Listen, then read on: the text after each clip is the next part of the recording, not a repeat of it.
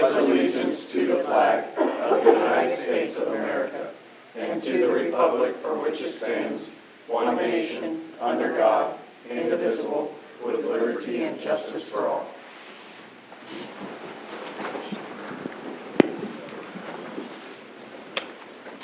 Roll call.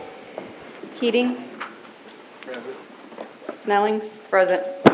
Reinhardt. Present. Schrader. Present. Throm. Here. Garacki. Present. Beichman. Present. Ferris. Present. Quorum is present. Thank you. First up, we have approval of minutes from the regular meeting, February 9th. Move to approve regular minutes, meeting February 9th, 2026 is written. Second. Okay, it's been moved and seconded. Is there any further discussion?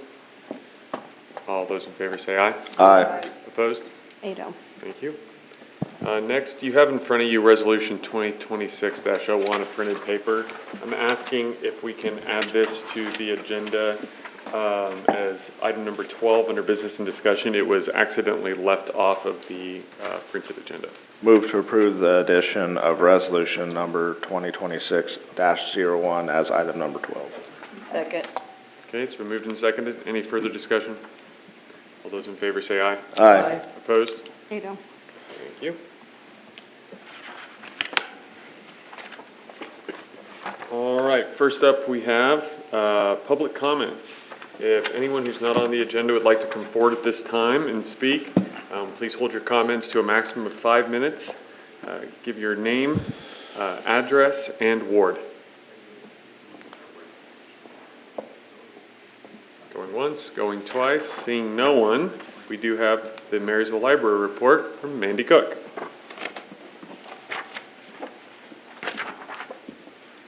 Good evening, Council and other wonderful people sitting up there. It's nice to see you. I'm glad to be back. Miss Lisa did a wonderful job. I listened to her on the recording at the end of January, but I'm glad to be here. But thank you for letting her talk about the library. Sometimes it's nice to hear from other people but me. So in your letter, I just wanted to highlight a few things. We are going through a strategic planning session at the library for planning for the next 3 to 5 years. I am going through some focus groups. I definitely would invite you all. It's questions that you could answer online. I could send you the form if you're interested. Love to have as many people fill out those questions as possible. I am working on 6 focus groups. I just did my 4th one this evening, 1 tomorrow, and then 1 more scheduled later with teens, which are a little harder to pin down, but we'll get that figured out with some pizza, I think. It's been a really, really fun way to look at the library and hear feedback about things that we're doing great and maybe things that we could change. So I'm looking forward to be able to share that report with you. So we are working towards summer. I mean, it's kind of surprising because it was darn cold out today, but we are working towards summer. But we have a lot of things that are coming up before that. So just because, even though you all can read your letter, I'm just going to highlight a couple of things that are in here for the people that are online that are watching. We do have on Saturday, March 7th, we're celebrating National Cartoon Day with Spoons and Tunes. On March 10th, which is also Mario Day, it will have Mario Kart playing in the meeting room, and I know that some of you want to come and do a Mario Kart race. Come on down. I will very, very much be beat handily by you because I stink at that game. But it'll be fun. We do have our out-of-school programming on March 13th. We're doing a makerspace for the kids. That's from 10 to 2. And then in spring break, we are planning a laser tag night. And it's going to be, I think, between the staff and some teens. Robert, you in? Yep, God got 1 teen. Look at that. That's awesome. So we are, again, going to be soundly beaten, but it'll be lots of fun and sweaty. So it'll just be a good time. So if you have any kids in your family or you know of any kids down the block, send them to the library during the spring break because we'd love to see them. A couple of things that I want to just make sure that we're more toward you all. We do have a couple of different library use coming up in March. One of them is a little bit more fun. It's Robber's Cave, which is a gentleman up from Lincoln, Nebraska. That's the only underground spot in Lincoln, Nebraska. Nebraska that it just recently became open to the public, and he does tours. He's coming down with some pictures and different things like that. It's going to tell us all about it. So I'm really excited about that. That is March 16th at 5:30. I know it's really bad for you all, Monday meters, but we try. And then we are bringing back One Pill Can Kill, which is the fentanyl and the opioid poisoning discussion. We had this last fall. It was very, very well done. And we just think it's an important enough topic that we needed to have it both in the evening and at noon. So that is on March 19th. So hopefully we can see some of your lovely faces there or at other of our programs.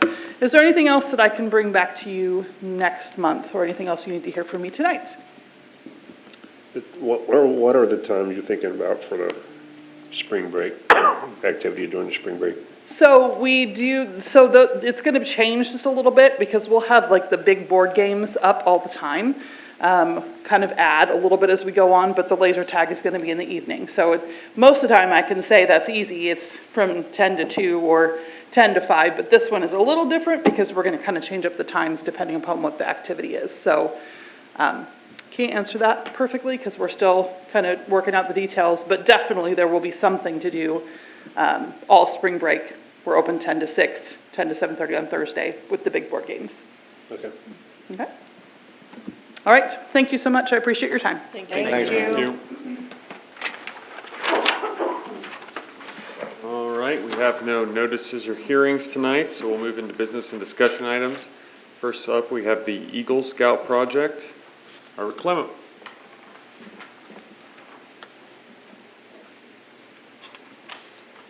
Hello, I am here to talk about my Eagle Scout project at Lions Park. I have already been in contact with Todd Fry and Josh Haverkamp about this project. I am planning to repaint the basketball court lines at Lions Park, and I am seeking advice from Parks and Rec as well as if I need the city's permission or not. Yep, he'd reached out about this project. I mean, I don't know if you've looked lately, but they definitely could use a repaint. They're very well worn.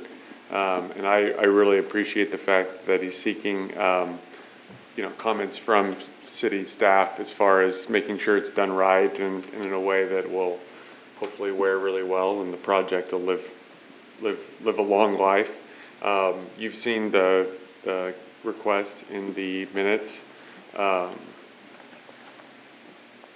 Does anybody have any questions, comments? Is there different options as far as paint or like the stick down stuff that might last longer or epoxy of some kind? Is there different types of materials that are gonna last longer in the conditions we have? I'm not aware. I can imagine that being the case, that there are some paints that will wear a little bit better. On the concrete, have you talked to Tom? I don't know enough about the different types of paints. However, we would suggest, going through a hardware store and talking to them about, what your project is and what would work the best for it. For this specific project with the amount, I would actually even suggest we donate the materials and do that background work in conjunction with Robert. And you're open to using materials that we recommend if we supply them? Yes, I am open to using materials supplied to me. What about like using mosaic tiles as opposed to paint? No, wait a minute. Move to approve request. Second. Okay, it's been moved and seconded. Any further discussion? Assume we can work with cemetery and park staff to make sure we get the paint. Yes. When are you planning on doing this? I'm planning to carry out this project early March, as soon as the weather starts to warm up a bit. I was gonna say, if the concrete's warm enough. Yeah. I do need to have it done by April, though. Awesome. Okay. All right, any further discussion? All those in favor say aye. Aye. Opposed? Ado. Thank you. Well, Josh So will be Robert, in I have a quick communication. question. Yeah. Will you be, like the rest, it said the predicted cost of the project as the whole is around $500? Yes. Are you gonna be taking donations for that other $150 difference in the $350 and the $500? Yes, I will be. Okay, perfect. Thank you. Thank Thank you. you. Lots All of right, cool stuff. next up, we have the audit report. April Put me 4th? behind the library and an Eagle Scout? I mean, that's tough. First of all, sorry it's so late. The federal government had to issue their compliance supplement this year, and it got derailed because of the government shutdown. So what normally is issued in March and April, we received notice the day before Thanksgiving that it was complete. So, the audit was clean as usual. Sammy stepped right into that role and didn't miss a beat. The letter that you received that's individual, this is our required governance letter. We're required to communicate to you, the council, because you're who we work for, even though we work with Sammy and with Josh. If we had concerns or issues around controls, or if there were any adjusting entries that were required to be made, we would be reporting those to you, but there were none. So the numbers in your report are the same numbers Sammy would have presented to you at the end of the year last year. The audit itself, the auditor's opinion, you all report under the KMAG regulatory basis, which I'm sure you're all aware of. You don't follow GAAP, so that third paragraph in your opinion is the clean opinion for the city of Marysville. Pages 4 and 5 are the actual financial statement. Down the left-hand side are all the funds that the city uses to account for the transactions that occur. A lot of times people say government work is so easy, but it isn't. So each one of those funds represents a set of books. So it is very complicated, and having no adjusting entries is very admirable.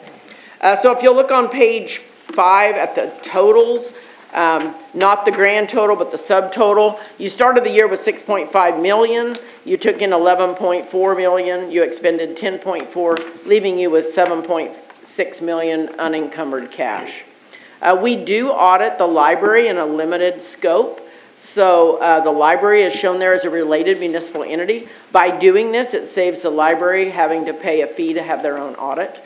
So although we don't dive in as deep, we do check ending balances. We look at receipts, expenditures to make sure last year's cash plus and minus is tying to the reconciled cash at the end of the year. So as you can see down below, most of the money is being held in checking accounts at the end of 24, was in checking accounts in the city of Marysville. And then the library's money was also in accounts here in town. We do back out the agency funds, which don't belong to the city, and those are detailed back on probably the very last page. Not the last page of the regular audit. On page 45, you have municipal court funds that are held and they're not your funds. And so that's why they're backed out. They are agency funds. And all of your funds ended in positive cash. You had no statutory violations, no cash violations, no budget violations. Everything was good. Starting on page 6 are all of the footnotes that go with the financials. I will not read those to you, but they are required, and there are no new ones this year that were required. Page 10 is a summary of the debt of the city of Marysville. At the end of 24, you had 1 GO bond outstanding. You had 2 finance leases, one for the sewer vac truck and one for fire station lights. And then you had 3 KDHE loans that were outstanding at the end of 24. All payments were made timely and in accordance with the payment schedules. All right, then if you'll turn to 16, this is where we demonstrate the city's compliance with the budget laws of Kansas. So not every fund is a budgeted fund. The budgeted funds are listed here. We start with your certified budget. That's the budget that was published. If you have budget credits, we reflect those in the second column, which gives you your total budget, total actual expenditures in the next column, and then finally over or under budget. And you can see that all of the funds were under budget for a total of $4,061,000 under budget. The next page starts 1 page for each fund, although the general fund does get more than one because the general fund has a lot of departments. So I'll kind of go through the general fund and then I won't go through the other funds. On page 17 are all the revenues of the fund. Gives you more detail than that first statement did. Shows you where the bulk of your money comes from, which is ad valorem tax. You can see right there at the top. You do transfer some funds in, or you did last year, into the general fund. And then starting on 18 are all the expenditures by department. The budget law applies to the fund in total. So even though you may have a line item in one of the departments that's over budget, that's not a violation. You're allowed to be over as long as in total the fund is under budget. So on page 19 at the bottom, you can see the general fund was under budget by $202,242. Any questions on any of that? Then finally, we're going to talk about the federal single audit that you were required to have this year. Starting on page 47, there are 2 additional reports. Page 47 is our internal control report based on government auditing standards, or Yellow Book. So if we had any control deficiencies, they would be cited here, which we did not. And then the next page, starting on 49, is the report over the major programs that were tested. And for this year, the major program that was tested was the Clean Water State Revolving Fund Loan Program. So that was the program that we detail tested, and there were no findings in that program. You complied with all of the compliance requirements. Any questions? All right, well, we appreciate you picking us to do the next 3 years, and we promise it'll be quicker this year. You have no single audit. Thank you. Thank you. Thank you.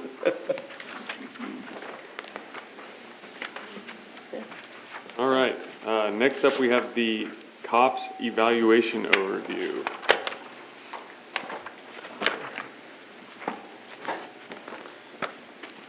Good evening, everyone. I was going to bring a couple of members from the COPS team, but I guess there's a violation of their policy to be viewed on live TV while they're still doing the thing, so they're not going to be here, but I thought I'd just give you a quick relapse of what it is. Some of you have met some of these people from our organization. It's like a 12 to 18 month program. They started it in 2024 when Simpson was still here as chief. I know a few of you got interviewed by them. Due to the administration change, it slowed it down with government shuts down, so they're back working now. They're just here this week. They're trying to help us get through some of our problem areas we asked for help with. The top 5 that we asked help with was community policing, problem solving, crime analysis, crime prevention, employee wellness, training, development and retention, resource analysts and strategic planning, and accountability, oversight and evaluation. So a few good things they do, like we got the new Taser 10s. They reclassified that since there's gunpowder in it, so they're helping us build a policy. They have built the policy, we're putting in effect for it. Another example would be, I was asked to put together an intersection, the crime data on it, not crime, but like the accident data, because someone wanted a 4-way stop there, and they're like, too many wrecks are happening. Well, when I did the last 5 years, it was 1 accident there, so that took me like 50 minutes to thumb through all the years of doing it. Like, this will take a few minutes. So they will be here till Thursday. If anybody would like to swing by and say hi, it'd be great to see them. Another bright note, this is Officer Johnson. She's our newest police officer. She just completed FTO, so I wanted to bring her up and say hi, so everyone got to see her. So other than that, that's all I needed. Appreciate your time. Any questions or anything? I just gotta say, I heard the new officer there did exceptionally well in the academy, so congratulations on that. It's nice to see people putting forth the effort and making us look good. We are excited to have her. Thank you, guys. Have a good night. Thank you. All right, next up we have the city prosecutor contract.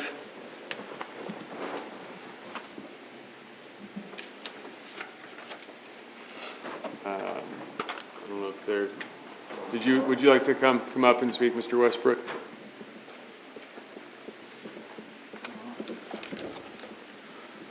So I submitted the new fee agreement for the year 2026 to the city manager, I believe, on January 18th, and then I sent it to both him and the city clerk. So early February, I believe. Okay. What are the changes this year versus previous contracts? So $25 an hour increase in rates.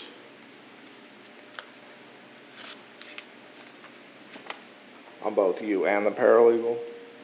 So previously, I was the only one doing work for the city of Marysville case. Given my workload now, I've also brought on my paralegal to help kind of, prepare some of the documents that I review after the fact. So instead of billing you my full rate for work my paralegal does, I mean, obviously I discount her rate as well for that work. So it's $25 an hour for your rate and then an additional $125 an hour for the paralegal work? So she takes work off my plate, and then I review the documents that she does. So in theory, it could save us money. Yes. Gotcha.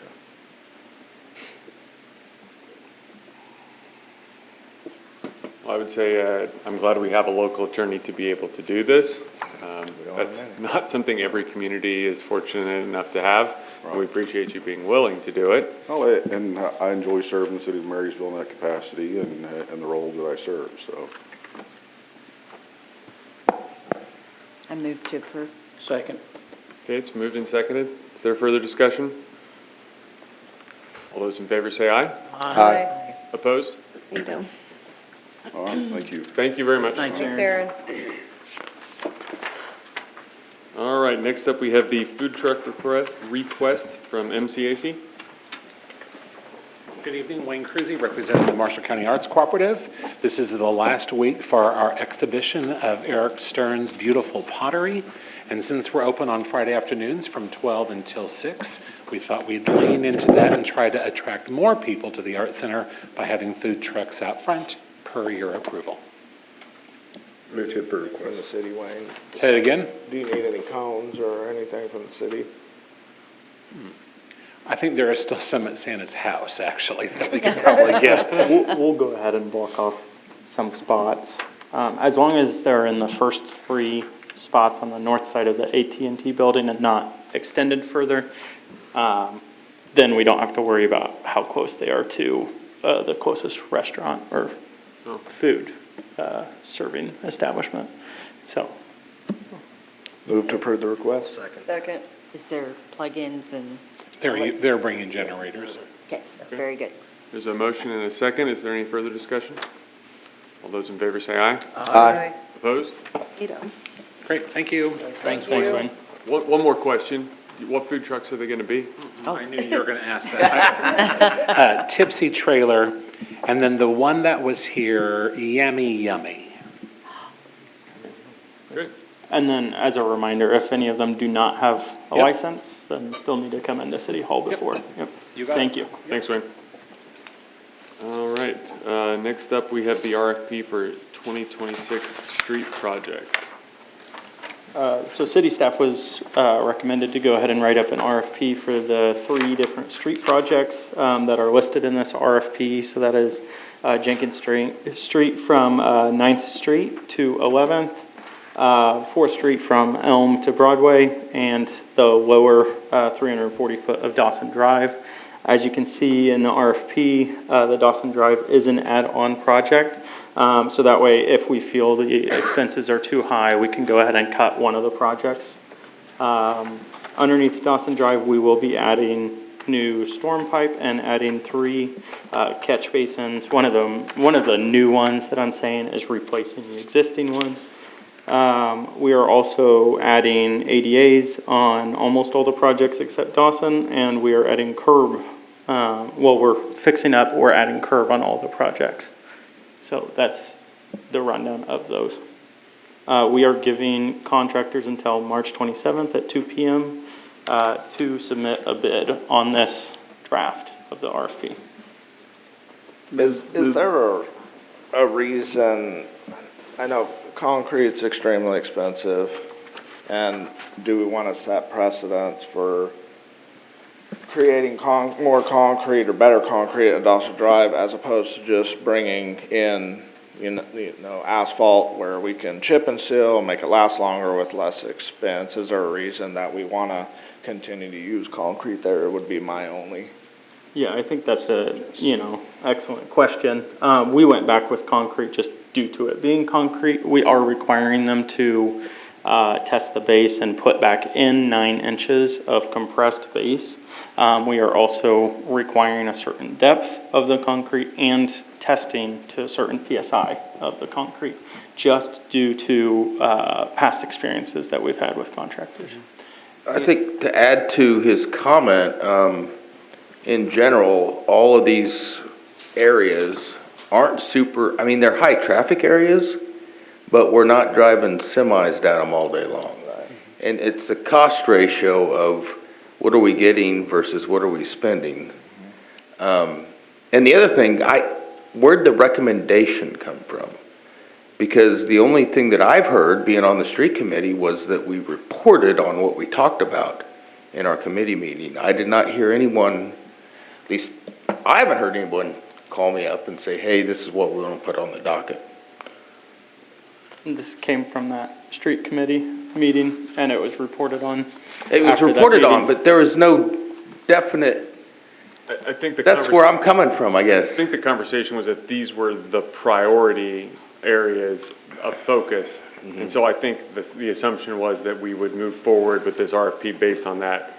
Now, that said, my comments would be that I know the Dawson Drive area, the locals there think this might be a little bit more of a project Yeah. than needed. They feel like it's an exorbitant amount. I mean, obviously it's the add-on project here, but they think it's kind of overkill as far as spending resources for it. I know that what was the design? We didn't have did we have it engineered to need the 3 catch basins and do No, this? Or this was not engineered at that time. The 3 catch basins with the curb were, of course, just to catch all the excess water. Originally, we had looked at maybe adding 1, however, we felt like adding an additional would just help the flow of water to that point, all of them flowing to the same point, so that way there is no overflow and we don't, have the same thing going on as what we have going on.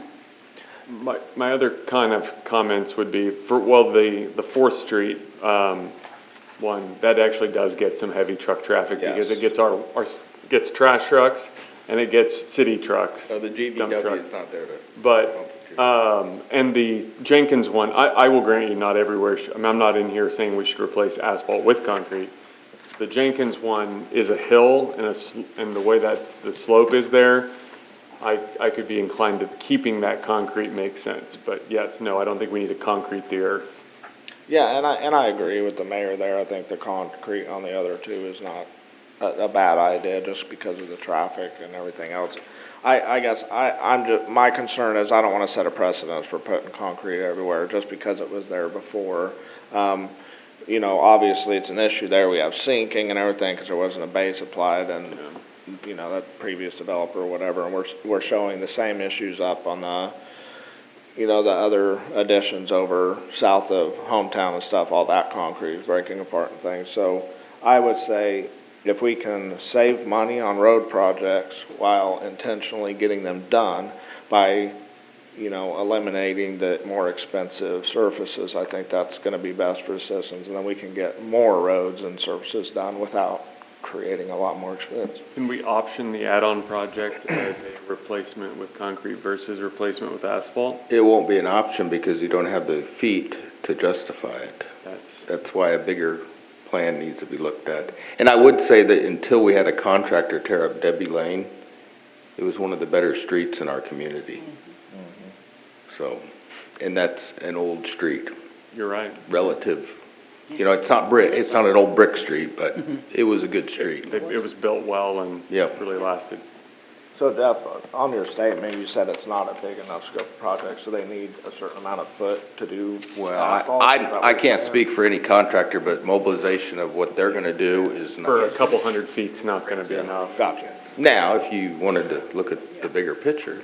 If you wanted to tie that in with the 12th Street project and 12th more of a big project. Yeah, 12th Road, 11th, Street. maybe 12th and Keystone. Right. But, I mean, the question on moving forward with this is gonna be, we can do an RFP and we can not like the numbers and reject that, but this is kind of are these what we wanna focus on, getting the numbers so that we can decide? And moving forward, as long as we have a plan to do whatever, 10 city blocks a year or whatever it is, if we can stay on top of these things and not let the can get kicked down the road every time, as long as we're keeping up with these road projects, doing so many blocks per year, whatever we decide to set that as and set that as precedent, I think that's gonna help improve mobilization, costs can stay down, we can have enough work for one big job each year, and I think that would help solve a lot of the issues, and we can start getting caught up on a lot of these road projects we have going on. I guess I would, being a member of the committee, I would say yes, let's put it out for, let's see what we can get. But I think it needs to be very much whoever bids on it needs to understand that Dawson Drive is not a game changer on how we bid this thing. so. Is that a Because motion? I still don't agree with the approach we're taking, but yes, I would make a motion to move forward with the RFP. Second. Okay, it's been moved and seconded. Is there any further discussion? All those in favor say aye. Aye. Opposed? Ado. Thank you. All right, next up, we have the code enforcement job description.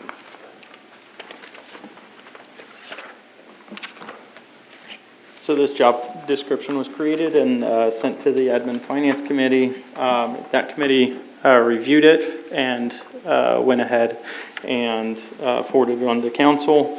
As it is written, we left it fairly open, so not only does it have the ability to work on code violations and notices and working with the public to try to establish timelines for remediation, but it can also work in other areas as needed if we see fit. It is set out to assist the building maintenance / zoning inspector with projects, but also assist other city departments as needed. And this was recommended by Admin Finance, as I said before. Does anybody have any comments? I know the Admin and Finance Committee got a chance to review it, but is there anything else that stands out as anything worth reconsidering? I know that the conversation about making them flexible to being pulled off to help with other projects is good, so that way we can have the ability to do that, but of course we want them to focus on this as well. We don't want it to be them to be the catch-all employee. We want to make sure they have the resources and time to tackle this issue. And I thought the way it was written, it's pretty clear that prioritization of the code enforcement is gonna be their primary mission, and only when those duties aren't needing to be performed can they be pulled off for others. So I thought that was a good thing, that they can stay busy and not be twiddling their thumbs. And this is gonna, and that was part of the discussion, this is gonna take the right personality. I mean, this isn't for everybody. It's gonna take somebody who knows how to deal with tough people and tough situations, but knows how to read the rules, how to apply them fairly and firmly.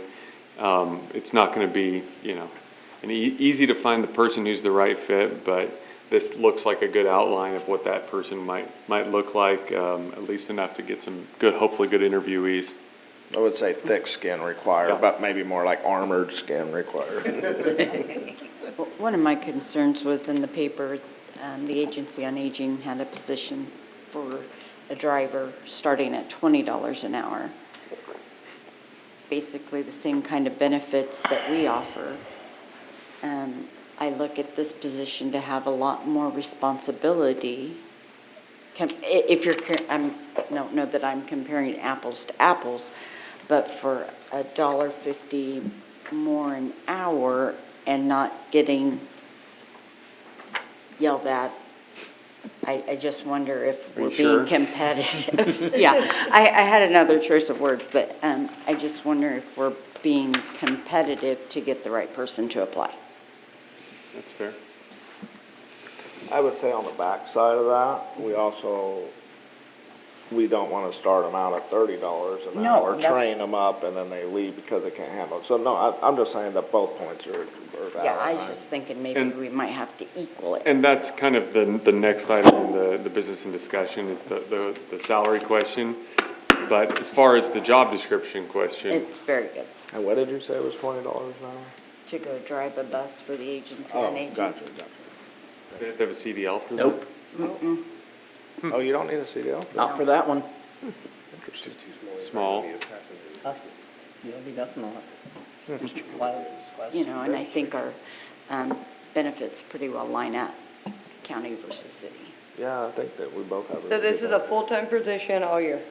Yes. Yeah, because there's always some code Right, needing there always enforced. is some code that needs enforced. But in my thought, when I've had phone calls on this, I got some notes here to discuss. But so, I'm not saying we don't need it, but let's say in 3 years, we get a majority of stuff cleaned up. And then it goes to, you didn't mow your lawn. You didn't mow your lawn.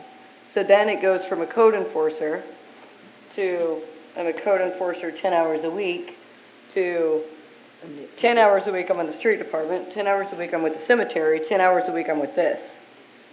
So like, we're gonna hire this person and we're gonna train them to do this solidly for,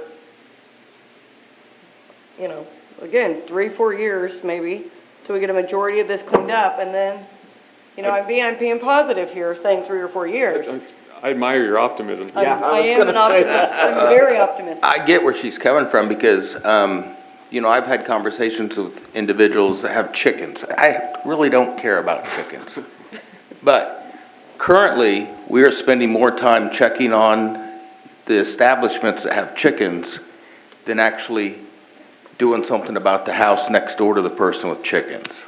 It's that simple, and I really do not think, I mean, I see it all the time. We create a position, not here, but I've seen it. Create a position, and then we feel we have to keep it. And honestly, I don't think you're not gonna get 40 hours of work for this position, but we're gonna justify it by letting them help support other departments.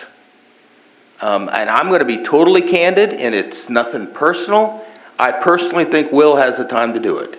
He just hasn't been doing it. And I'm just being honest. It's just my perspective. I'm just throwing it out there.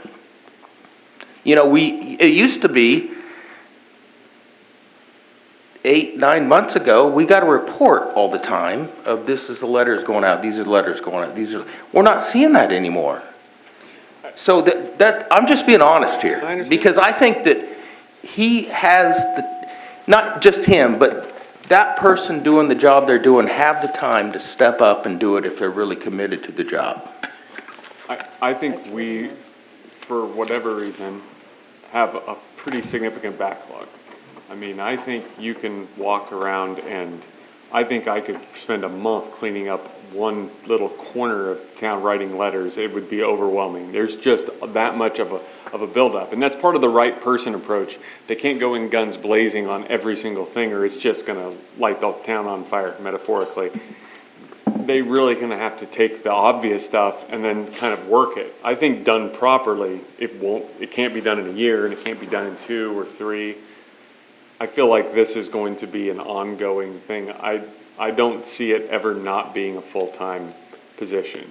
But that being said, I don't know that there's any reason we can't delete the position down the line. If we have some staff turnover, you can use that reshuffle to do it if you really want to kind of do it smoothly. If whoever's on council in 2-3 years sees that success has been had, I'd be supportive as not sitting here for eliminating an unneeded position. I don't think, we don't need to keep it forever just because it's there. Okay. Have we ever eliminated a position in city council or city staff? Yes. Yes. Yeah, we got rid of the public works director, I don't know how long ago that was. And we've had other departments where we've gone down. Well, yeah, In City Hall, we have as well. Somewhat, but there's a pretty good staff in City Hall right now.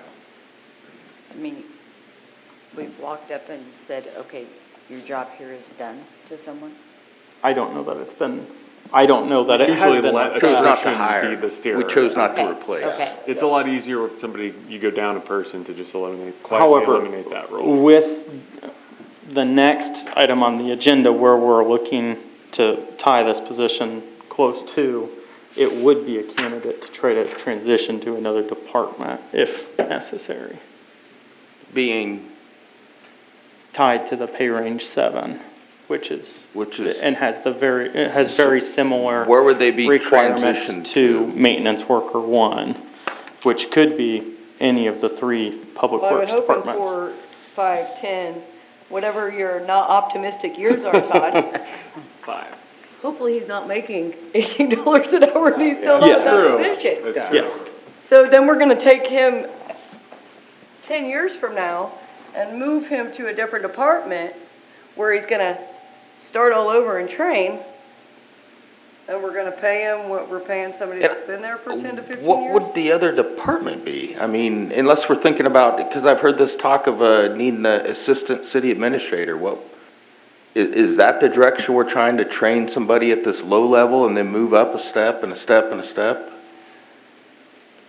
this code enforcer is gonna be trained as a code enforcer, so I don't know, how we would be training them to be an assistant city administrator at this point, and especially with it all being theoretical as to who the person is.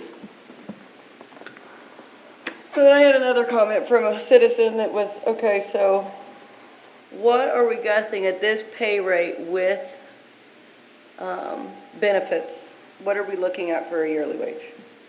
Just a rough guesstimate. I don't need to know Well, we budgeted for it, right? $52,000.62. I'm just guessing, like, are we looking at the 50 range? Are we talking 45 range? Are we talking 80 range?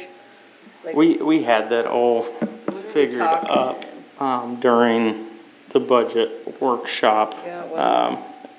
Yep, and I can't remember exactly what that adds up to, though. Well, just the wage So what's the benefit package worth a year? is almost 40. Right, that's why I'm wondering, like, what's the benefits gonna? All round the it up to? capers, contributions, insurance. I mean, even a rough estimate puts it, below 55,000, I would say, at this rate.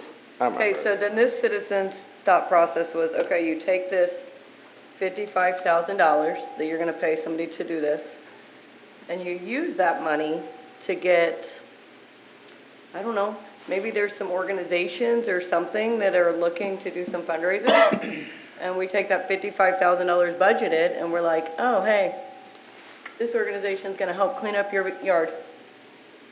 And then they get X amount of monies for a donation. The trouble, Yeah, I know, We've but I'm talked just, about this this, is yeah. discussed, so I'm just throwing it out there. I mean, honestly, that's a good thought process. Okay, if it's gonna cost 50,000, let's go to somebody and say, okay, you're working for us already. We're gonna pay an extra 10,000 a year to do this. But it's gonna take a commitment on your part. We're gonna pay an extra 20,000, an extra 25,000. But it's gonna take a commitment on your part. so it's like an add-on contract to an already existing. Well, no, it's just here's the expectations, and we're gonna revisit this again in 6 months, and if you're not doing it, well, we need to go a different route. Because these are the expectations that were set out for you.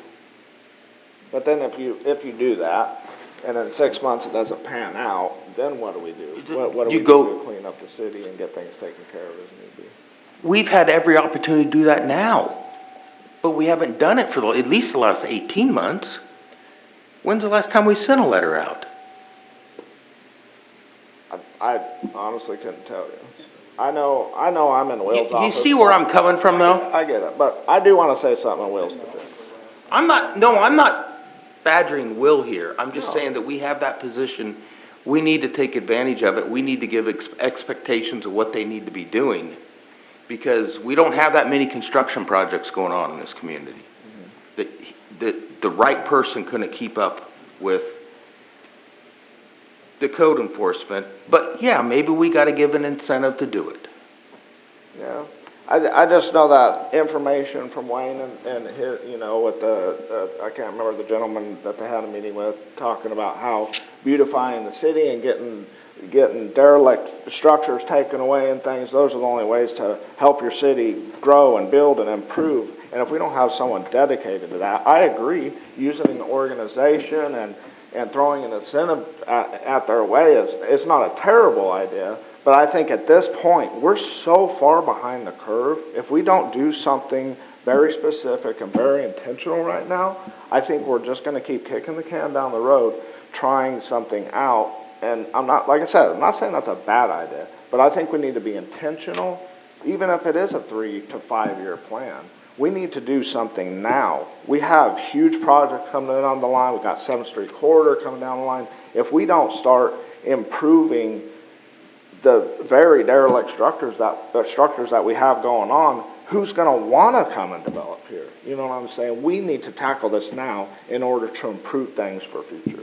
Yeah, I think we're just so far behind. I think if we weren't so off kilter with, and the need wasn't so big, then either of this kind of like having a kind of a grant program or whatever would work, but I feel like it's not even gonna dent like one street.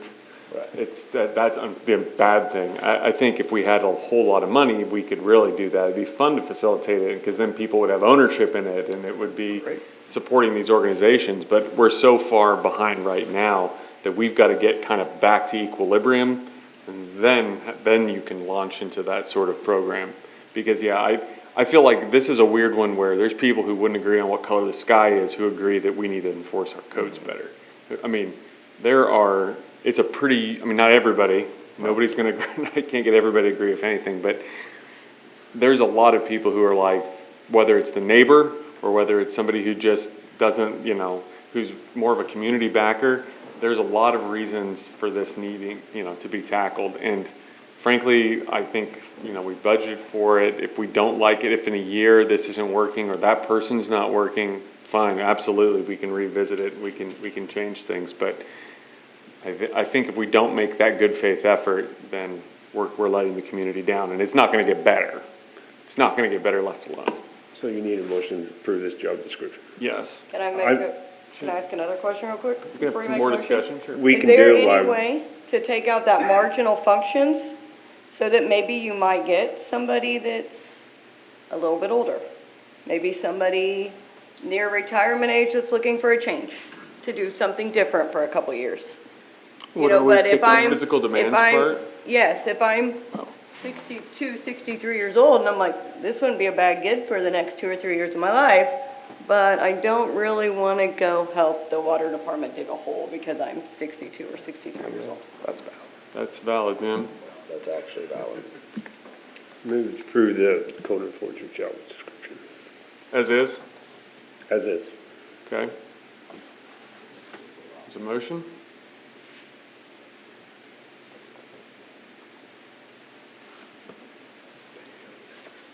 All right, motion dies for lack of a second. What's further discussion here? Well, I mean, I was ready to go forward with it, but I mean, Lori brings up an extremely valid point. If we do take away those marginal things, we could open up the job pool a little bit and maybe offer a few more people that could be beneficial to the city to do that job.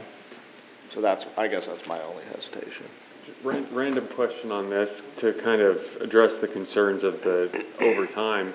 Is there any way to set this up as more of an annual, an annual contract or arrange it in such a way where we can pretty painlessly dispense with it in 2 years or whatever, if we didn't want to keep it?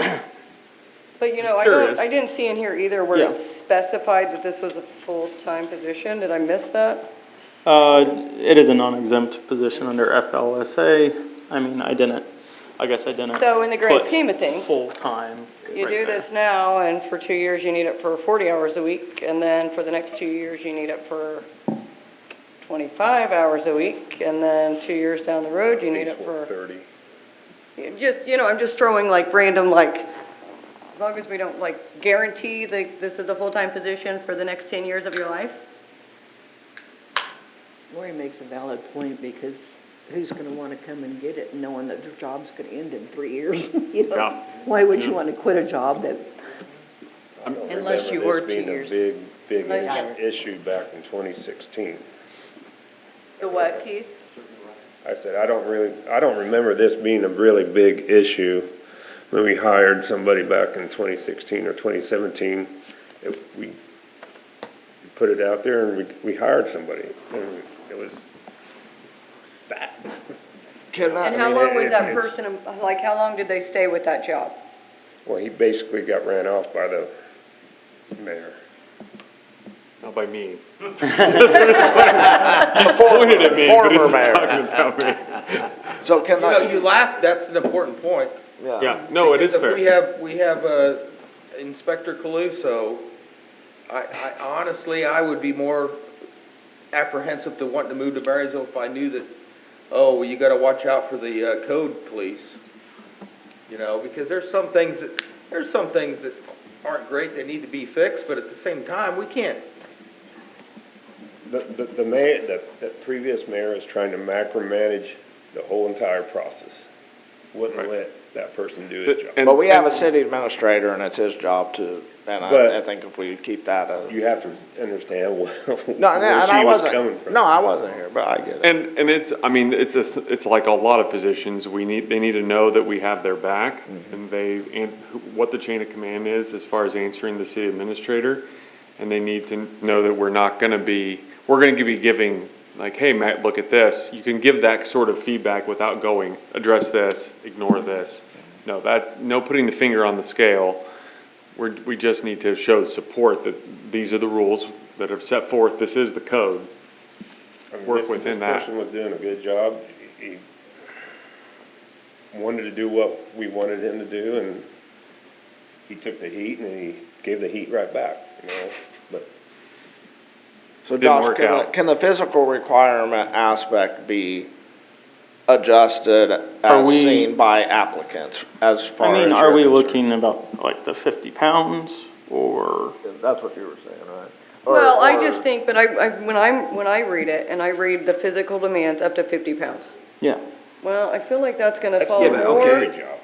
Right, and I feel like that's gonna fall more into your other departments than code enforcer. Yeah, so You know when what we I mean? looked So I at, feel like if you delete this, that's gonna edit some of this and maybe make it more appealing to some other people. But the 50 pounds doesn't necessarily mean that you're not gonna work hard. You can Right. pour concrete and be on your Yep. knees all day, pulling curb and magging and doing all that, and it's not 50 pounds, and it's strenuous. I've worked those jobs. Sure, So, what we were looking at when we looked at 50 pounds was more of the cleanups. You know, just the weight of limbs that you got to clean up or some of the tires. You know, it wasn't necessarily looking at, you know, a bag of concrete or something. Yeah. So by all means, we can definitely lower this, but if we go down to like 25 pounds. I don't think that, but I think your marginal functions of, if I come in and apply for this job, and then in 3 weeks you tell me, it's raining today, you're gonna go work at the cemetery shop. Yeah. I think ultimately, you know, any of us can help out with any department at Right. any time, and we all do in different ways. If council at that time feels like they are spending too much time in other departments, please let me know, and we will readjust that, because during the admin finance meeting, they brought up the same concern, and ultimately, you know, we all felt like as long as we are addressing that this is code enforcer first, and helping out second, then hopefully that takes care of everything. Yeah, like I said, as long as we get to the point where we're addressing if they're going too far into other departments and we're able to bring that back, I think we'll be able to have success within this position. Is the reality is will we do that? yeah, I know. Or 'cause will we just let it go on? Well, because you drive around town and there's glaring issues that I don't think that they would need to be pulled away from their code enforcement job. Exactly. I mean, That's what worries me. Yeah. I mean, there's no way you'd need to. I mean, according to all the conversations we've had here this evening, it's At least the first year, there's. reducing the marginal functions job shouldn't, I mean, the Take the whole portion section out. shouldn't matter because we're gonna be so busy getting caught up on where we are because we're so far behind. Yes. That should be a non-issue. I think there's plenty to do during the rain as well. Yeah. I mean, rain is the most I was optimal just time using to it do for an it. example. I don't know, I get it. Yeah, I don't have an issue at all with reducing those marginal functions. I do think in a few years, if we get to that 4-year period. Right. And now they're then only you doing sit that person down and 75% talk to code them. enforcer, and you're like, hey, go help out this department with, taking care of, the animals down at the dog pound. Now they're like, that's not in my job description. It clearly doesn't say I But that's help where the water I think you department too, you out. also sit that person down when they start getting to the 75% and be like, hey, this is what we're gonna do. We're either gonna cut your hours, or you have the option to do this. Yeah. To Okay. give your 40 hours a week. Yeah. And like I said, if that's the way council wants to go about it, then I'll be happy to do that. Yeah, That's my thought, I don't Would know. it be But it easier does- to bring that back as a new job description versus trying to line item things out or add things at this time? I mean, we can do it how It does council. already say code enforcement first. I mean, so if there's any at all code enforcement responsibilities, they're gonna be on that, and they cannot be sent to another department as it's written, correct? As it's written, their essential functions are code enforcement and, you know, working on those timelines for remediation. They're marginal on those, we'll just call them rainy days, would be helping with the projects, with the building maintenance, zoning inspector, or assisting other city departments. Now, if we were to take that out, then those rainy days, they're working on whatever their essential functions are. Letters Yeah. that we don't But no see matter what, anymore. on those rainy days, they should be working on those spreadsheets, letters. Right, yeah, Exactly. paperwork. I would say most of his time is gonna be involved in making up the reports. Making up the reports, trying to get a hold of That's gonna take a lot of people. time. Yeah, because we want that I think accurate. He had just one little office back here is what he used. Yeah, and that's kind of, we'd had a little conversation about where this person would be stationed, whether it be this little corner triangle office. Like a little Yeah. storage room. Yeah, or desk space in the main room, but that's one of the conversations we had, is they need to have the tools and the space to be able to do it. We don't want them to like, well, I don't know where I'm supposed to work, or just working from a table somewhere. They need to have a space to be able think to he do had all a- that. Table and stuff in there with a computer and in there. Yeah. So what's council's wishes on the job description? More revisions? I don't think it really needs revised. I No, would I just don't. take out that marginal functions. I would just remove that whole section. Well, it's Until we get to the point where we have to worry about it. If everybody's telling me that it's too optimistic to think this enforcer can have our city cleaned up in 2 to 3 years, this isn't gonna be an issue for 5 to 10 years. I agree with That's Lori. I valid. feel like the latitude that could potentially be given to that person in the marginal functions could outweigh the essential functions. If they're being called off to do different jobs. So if we move forward with this, I want it to be strictly code enforcement. Exactly. But to Jeff's point, I don't necessarily want it to turn into a HOA. Right, You have yeah, to, you know, you're looking at somebody's flagpole height or size of the flag, something as minuscule as that. You know, I think that we need to focus on the major concerns of this community immediately, but, I mean, it's gotta be done the correct way. Let's say we don't take out the marginal function, we get a bi-weekly report, and we see how much, what percentage he's doing on code enforcement, what percentage he's doing on marginal functions, and we don't like the percentage of marginal function work he's doing.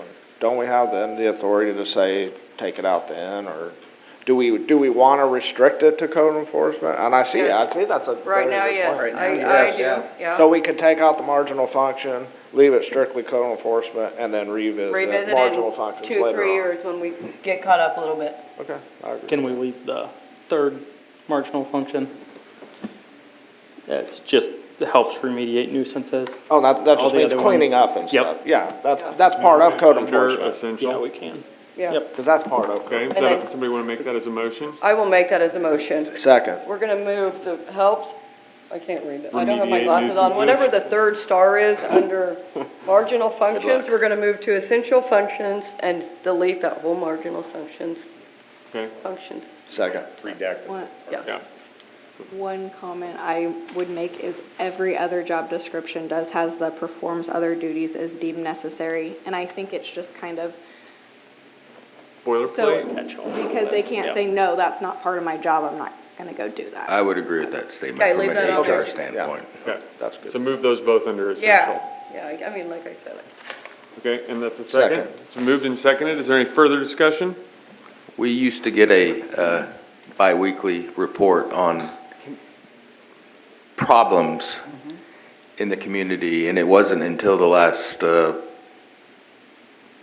I really don't know, 4 or 5 months since we got the spreadsheet that showed who needs a mow, who needs a pickup. What the issue is, how it was last addressed. So that's the whether- only point I want to make. Who makes Thank that you. report right now? Right now, that was Will. Okay. Yep. So, like I was saying before, in Will's defense, I don't want anybody to get the wrong idea. I'm in his office actually quite a bit just because the electrical things I do, there's a lot of questions I have of him, he has of me. I don't know how many of you have been in his office lately, but between the dog pound issue, equipment at the police department needs to be repaired and things. He's actually pretty, I mean, his desk is overflowing. So I guess what I'm saying is he's busy. And in my mind, as much as I'm in City Hall, I think he's doing a lot with the time that he has. That's all I want to say. I would also add on, he's busy doing the building maintenance and zoning inspector. Oh, yeah, painting and stuff. Essential yeah. functions I mean, that he has. He's inspecting gas lines, which takes 20 minutes, electrical connections. I mean, there's actually quite a bit to it. But was, when he was hired on, was it something that code enforcement was an essential function at that point? I would have to relook at his job description. Because I think it boils down to the latitude that's given in this position. Because if he was hired on as code enforcement to begin with, and now it's expanded so far that we're no longer using that as our essential function, then that is a concern. I believe at that time, there was a full-time building maintenance, zoning inspector, and then there was a part-time code enforcer. I believe that's what it was. So that's what I think. And that's just the question I'm asking. No, it's a valid point. And I think we've discussed, Josh and I brought it up once or twice before, that there's probably a pretty good argument for looking through all the job descriptions. Yes. And harmonizing them and making sure they all do reflect the actual work that is A, being done, B, we expect to be done, C, might be being missed.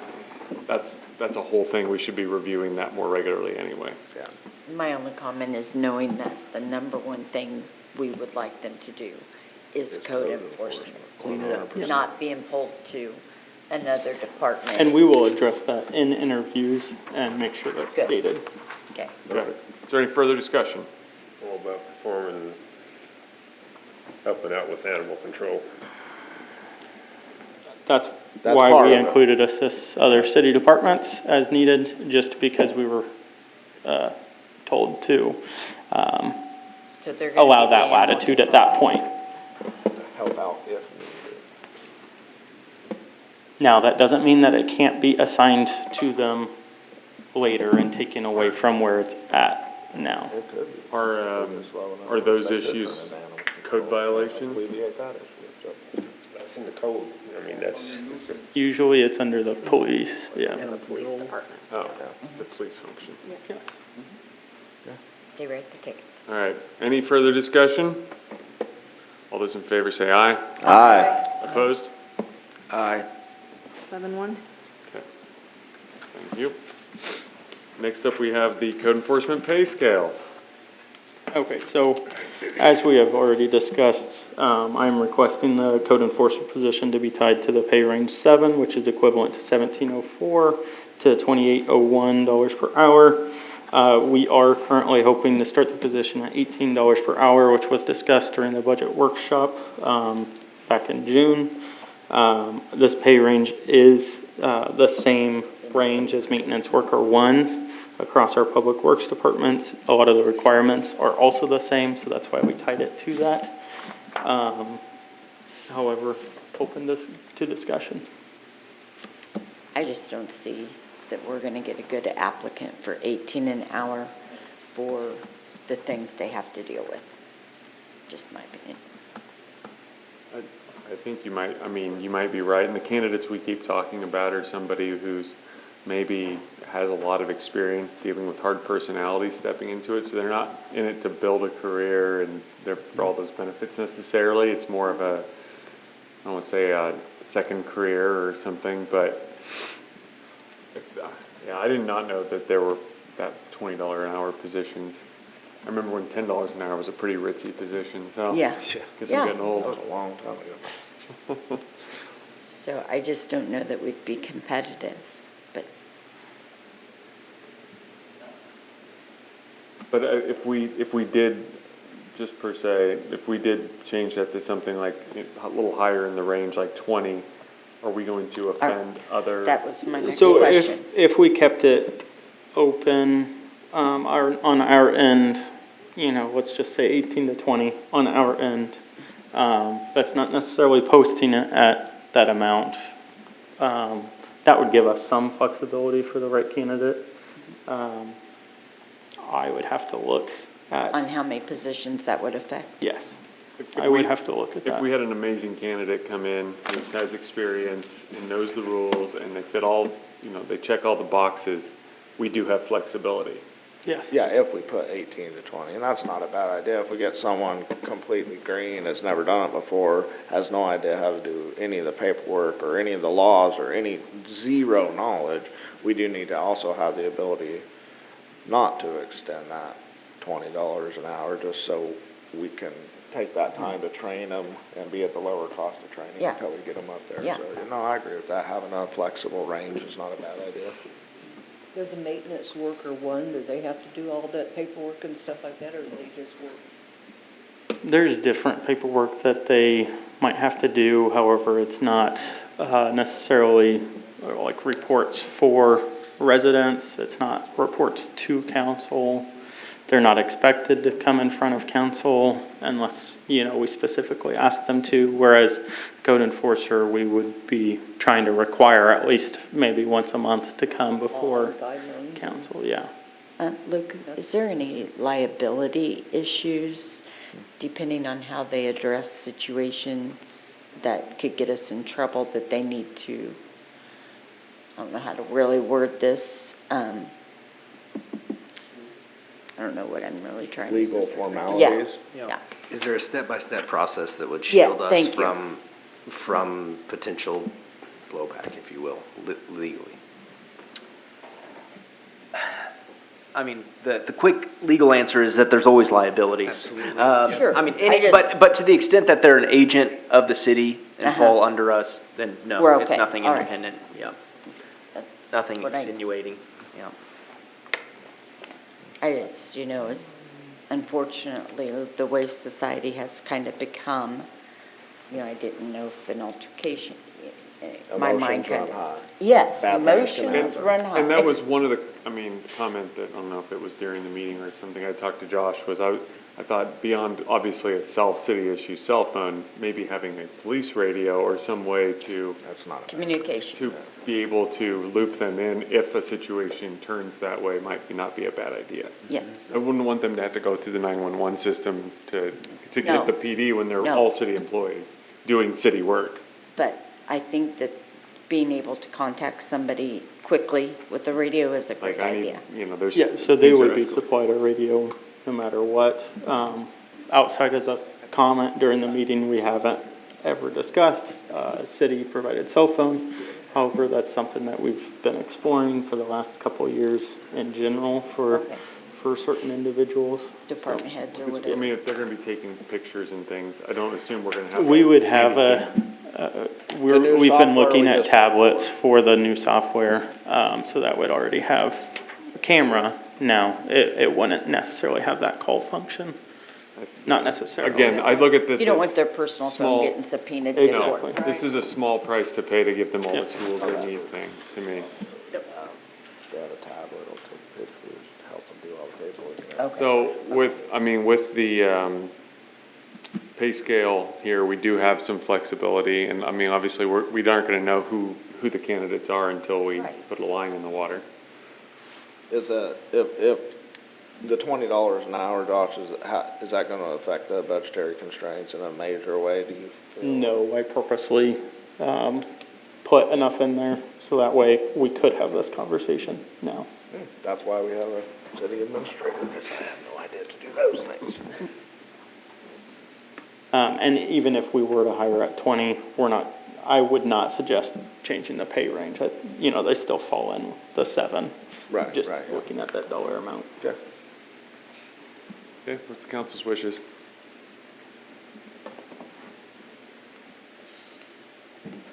What do you think? I said we started out at 20. We need to approve the range. Do you think we should just go ahead and, you want that to be? I mean, we approve the pay range 7 scale to $18 to $20 per hour. Okay, there we go. Based on experience. Second that. Okay, it's been moved and seconded. Is there any further discussion? That's good. Those in favor say aye. Aye. Opposed? No. 7-1. Okay. Moving on, we have the Sergeant Drilling Number Well Pump quote. So this is the third of the three that we are expecting. I don't believe we are expecting a fourth one. This one is not a motor, as you can see, but it is still a large amount, which is why it's in front of the body. It is currently pulled, you know, part of this cost is them pulling it. So that total comes out to $15,396. Josh, this is a repair, not a replacement, correct? This is a repair of well 10, yeah. Okay.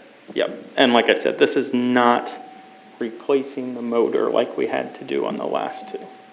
Move to approve. Second. Okay, so moved and seconded. Any further discussion? Those in favor say aye. Aye. Opposed? Ditto. Thank you. Next up, we have Frontier Development Group, Tyler Holloman.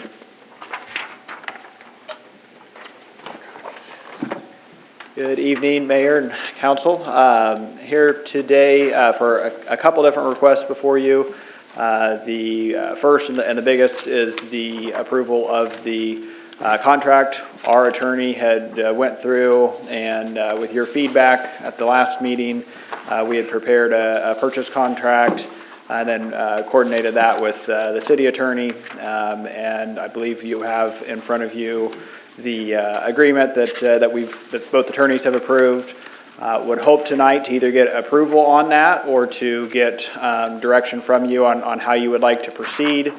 As part of that, and in having conversations with several people in the community, we have, and actually today, we met on site and kind of walked through the site plan, and in particular the alleyway, and have a little bit of direction that we would like to take and revise the plat. So that would be a slight adjustment in the original agreement. We would just do a plat revision, but it shouldn't change any language in the contract.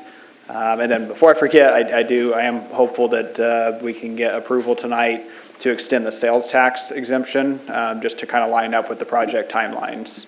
But happy to answer any questions that you have regarding any of the above. So do you want to include the alley in your? Yeah, well, so I initially went into it thinking that yes, we did. And the conversations I had with the museum was that we really did need access to the alley. And when I was on site today, we walked it with CES Group and our contractor team. And again, initially we were thinking we need to retain that alley. I actually now am of the opinion that we may not need to retain the alley, and that it might be best that the city maintain ownership of that. With one caveat, we would need to shut the alley down during construction. So we'd have about an 18-month period where we would need to shut that whole alley behind the buildings completely down for pedestrian safety, as well as our staging area. Without wanting to shut down the main street in front of the businesses, we're going to have a place to drop lumber, to drop sheetrocks, to have contractor parking, and we envision that being in the alley. But I have no problem with the alley not conveying with the real estate and that maintaining that as a public right of way. The parking situation is a little bit unique. There's some parking on the south side of the alley. I think that could retain as public. Initially, we had that drawn in. CES had that drawn in as parking stalls and included in our parking count. I'm okay if that does not get included. Ideally, we would be able to have some residents that would park there just to avoid street congestion. But we're definitely open to that being retained by the city. What were your thoughts on that, the brick area to the east there? Yep, so actually pretty similar thoughts on that too. We would probably want to shut that down during a portion of construction, but we have no problem with that being retained by the city long-term and that the city maintaining ownership of that and most of the landscaping that's back by that building. I had conversations with the museum about how that would be the north entrance, that brick entrance, probably needs to be shut down during construction, but they do have another entrance to the south that could be utilized during the construction period. So the bay windows that stick out over that east brick, that's not an issue with any coating or anything? I don't have, yeah, it's no issue on my part. So the city, we would probably want an agreement with Frontier Development Group if the city's going to retain that brick walkway, just with it hanging out over the public walkway. And that's just to make sure that if any damage happens, like if something falls off of the building, then, you know, we are not liable with that. Okay. So your conversations with the folks from the museum in regards to needing to close that brick walkway for a period of time, they seemed copacetic with that? They were understanding. I actually have not talked to them since being on site today.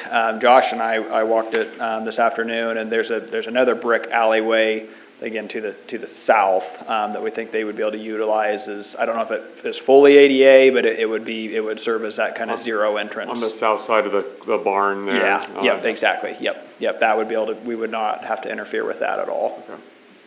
And then Tyler, on the alley, you're going to be dropping all the overhead lines and putting them underground. Now, I think there was some conversation on the cost of the concrete to re-pour. Yep, good question.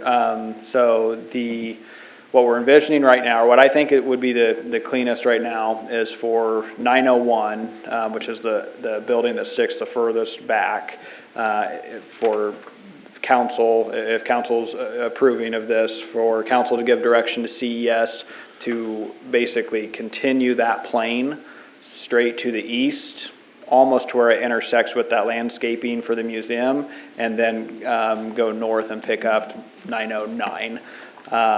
What we are thinking right now is that parking area that would be created north of that boundary line, behind the middle building and the far east building, we would be responsible for putting all of that pavement back. So we would actually do that in concrete when that goes back. And then the alley, we would either pay to put that back as gravel as it is now, or we would approach the city about a cost share if there was interest in the city doing an asphalt strip and kind of paving all of that, and connecting to the road all the way south. The alley portion, bringing it back to asphalt or concrete or whichever surface, doing on the cost share program, do you envision that as a necessity to help with flow of water and drainage and things, or do you think gravel is sufficient? It would be ideal to have it be asphalt. I do think it makes the most sense to have it be asphalt if the city is going to extend it, that make that full loop. If that's not in the city budget at the time, I think gravel would work. All of our infrastructure is going to be underground, so we'll have all of our downspouts will be buried, all of the overhead electrical lines will be buried, and then again, the parking that we would own on the south side of the middle two buildings, that would all be concrete. And we have worked with property owners on cost share projects before on various alley improvements too. I mean, it's kind of a good faith way for us to help them and make sure there's long-term preservation versus. I would think that would make more sense to do a cost share, especially if he's willing to put some skin in the game to make it all a good solid foundation and not have concrete, rock, asphalt, and 15 different surface types. Yeah, it's definitely a better product if it's solid surface. And again, I did not, before about 2-3 hours ago, I really did not think that was going to be the direction that I thought would be best. But after walking it with everyone, I do think it probably makes the most sense for the city to maintain ownership of that, and we can work out those final details, site plans, cost share down the road. On the purchase price, would putting that as a donation to the city to give back to the museum, would that help you financially at all? Yep, so I have given that some thought as well. I do think if there is a desire for there to be an ongoing contribution to the museum, We're certainly open to that conversation. As I said, last time, the project is very tight. I mean, I can be as open book as you'd like, and hopefully have been very transparent through this process that there's just not a lot of margin in this, so we don't have the ability to really increase that dollar amount significantly. But if the council would like to direct us to, instead of doing a one-time upfront payment to the city, if it would be more advantageous to do reoccurring distributions to the museum, that would be fine. I did speak with our CPA, and again, since we do have a federal credit investor, I've had to loop them into this. The problem with a one-time upfront contribution is that is not a bankable item, so we would need an acquisition cost is actually more advantageous to the project at this time. So if it's $10,000 to the city versus a $10,000 donation, it's better for the project if it can remain a $10,000 acquisition cost. If it's ongoing contributions to the museum, that we would just fund that out of cash flow of the project, and would be open to doing again around that same dollar amount, but up to over a 10-year period. I know our kind of belief was that would be a good way of facilitating that relationship and showing that continued support of the museum by the block as the family had intended. And of course, if there's a $10,000 acquisition cost, the city we're free to assign that however we see fit, and we can, does the council wish to send that to the museum, we could definitely do that.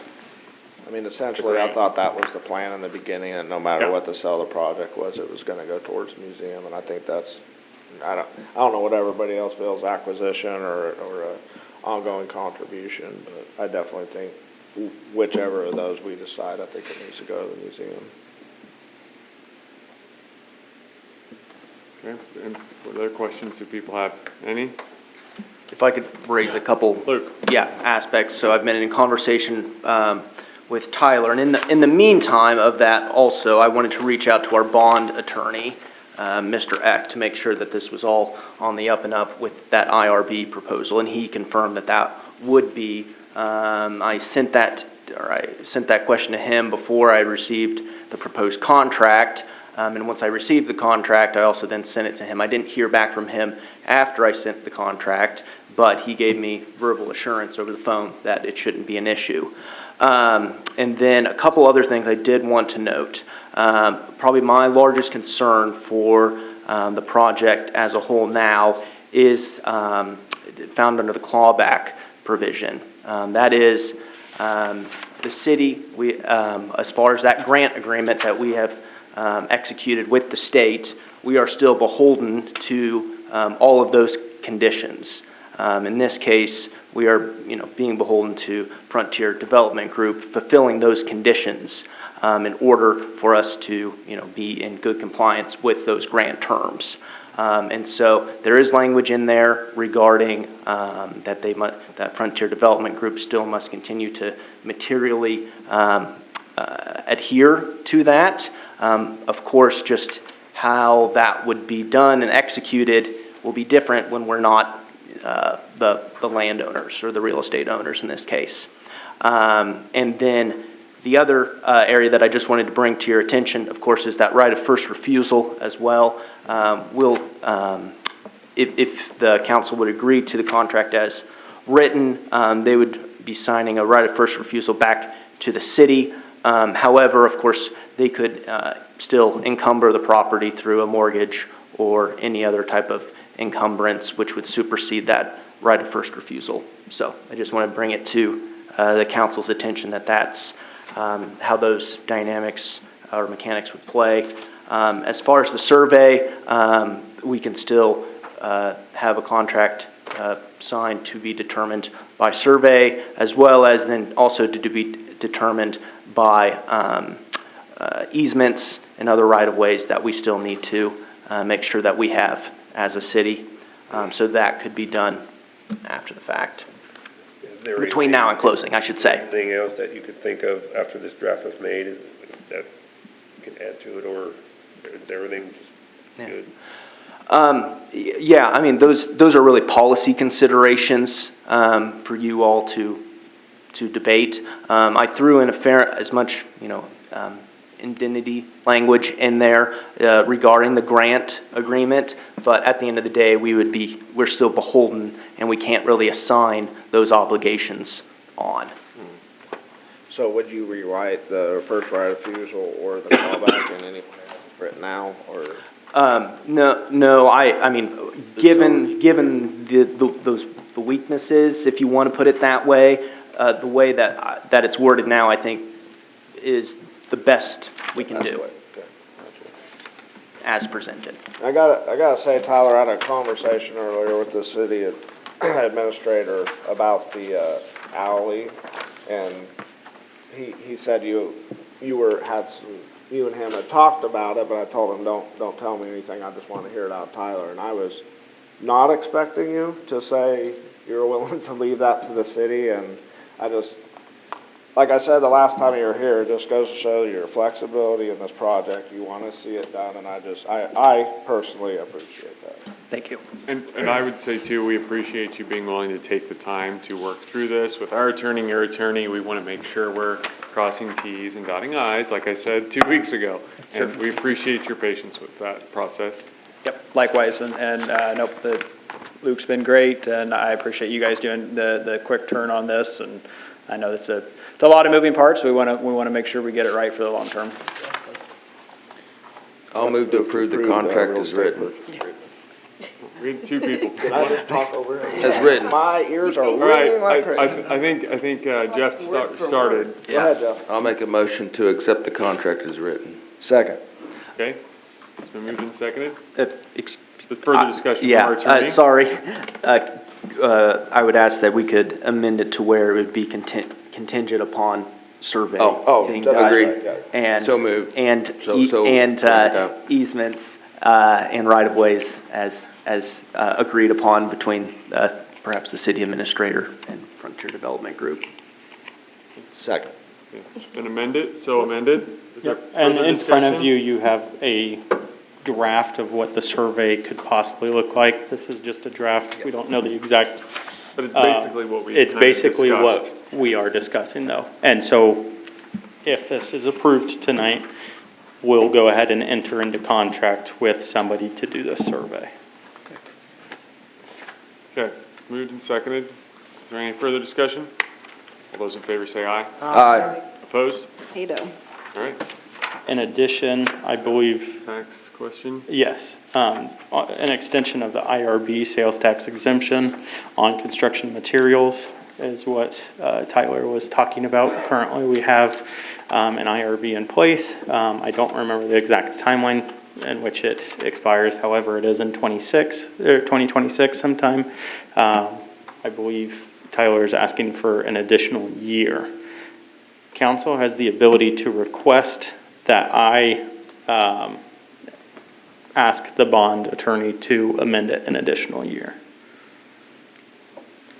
Yeah, and just to clarify, there's no additional expense to that. We just need to update our sales tax exemption certificate, which bond counsel can do, but it has to be directed by the city. I mean, he's been flexible, I don't see why we can't. Okay, I would hope that we would. Yes. I'll move to approve that. move to extend it. Extend it. Second. Okay, moved and seconded. Any further discussion? Those in favor say aye. Aye. Opposed? Pedo. Appreciate that. Thank you, everyone. Thank you. Thanks, Tyler. Thanks, Tyler. And thanks for being patient, for being down the agenda a ways tonight. Okay, no worries. Thank you. All right, next up, we have public electrical use discussion. This discussion occurred during the Admin Finance Committee.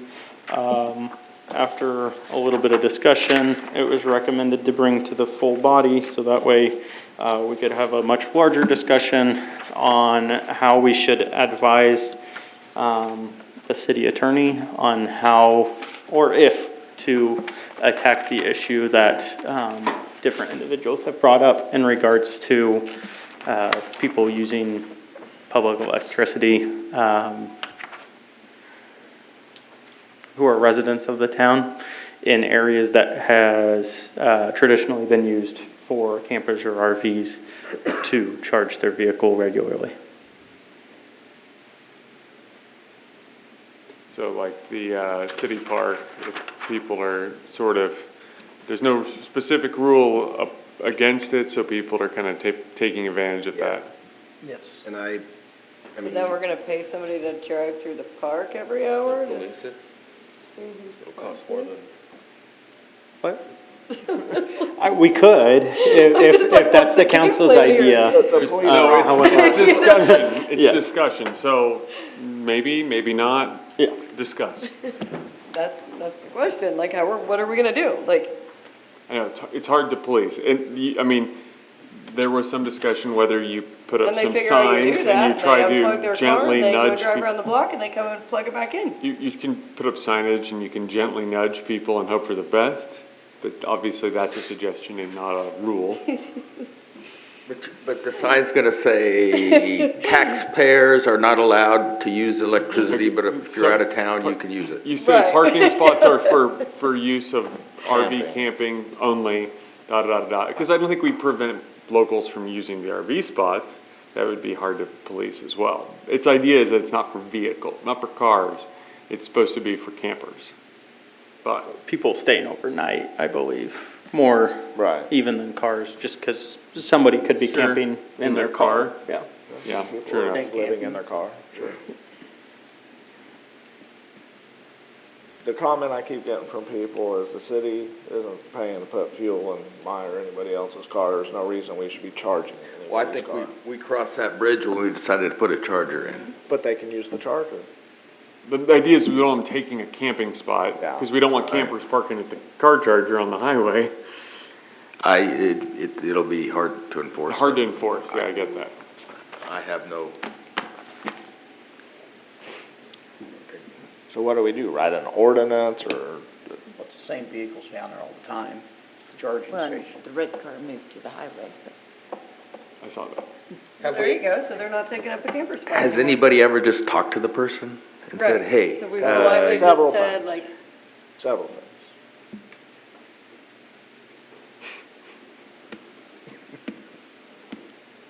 Evidently, it must cost quite a bit to put a charging system in your home.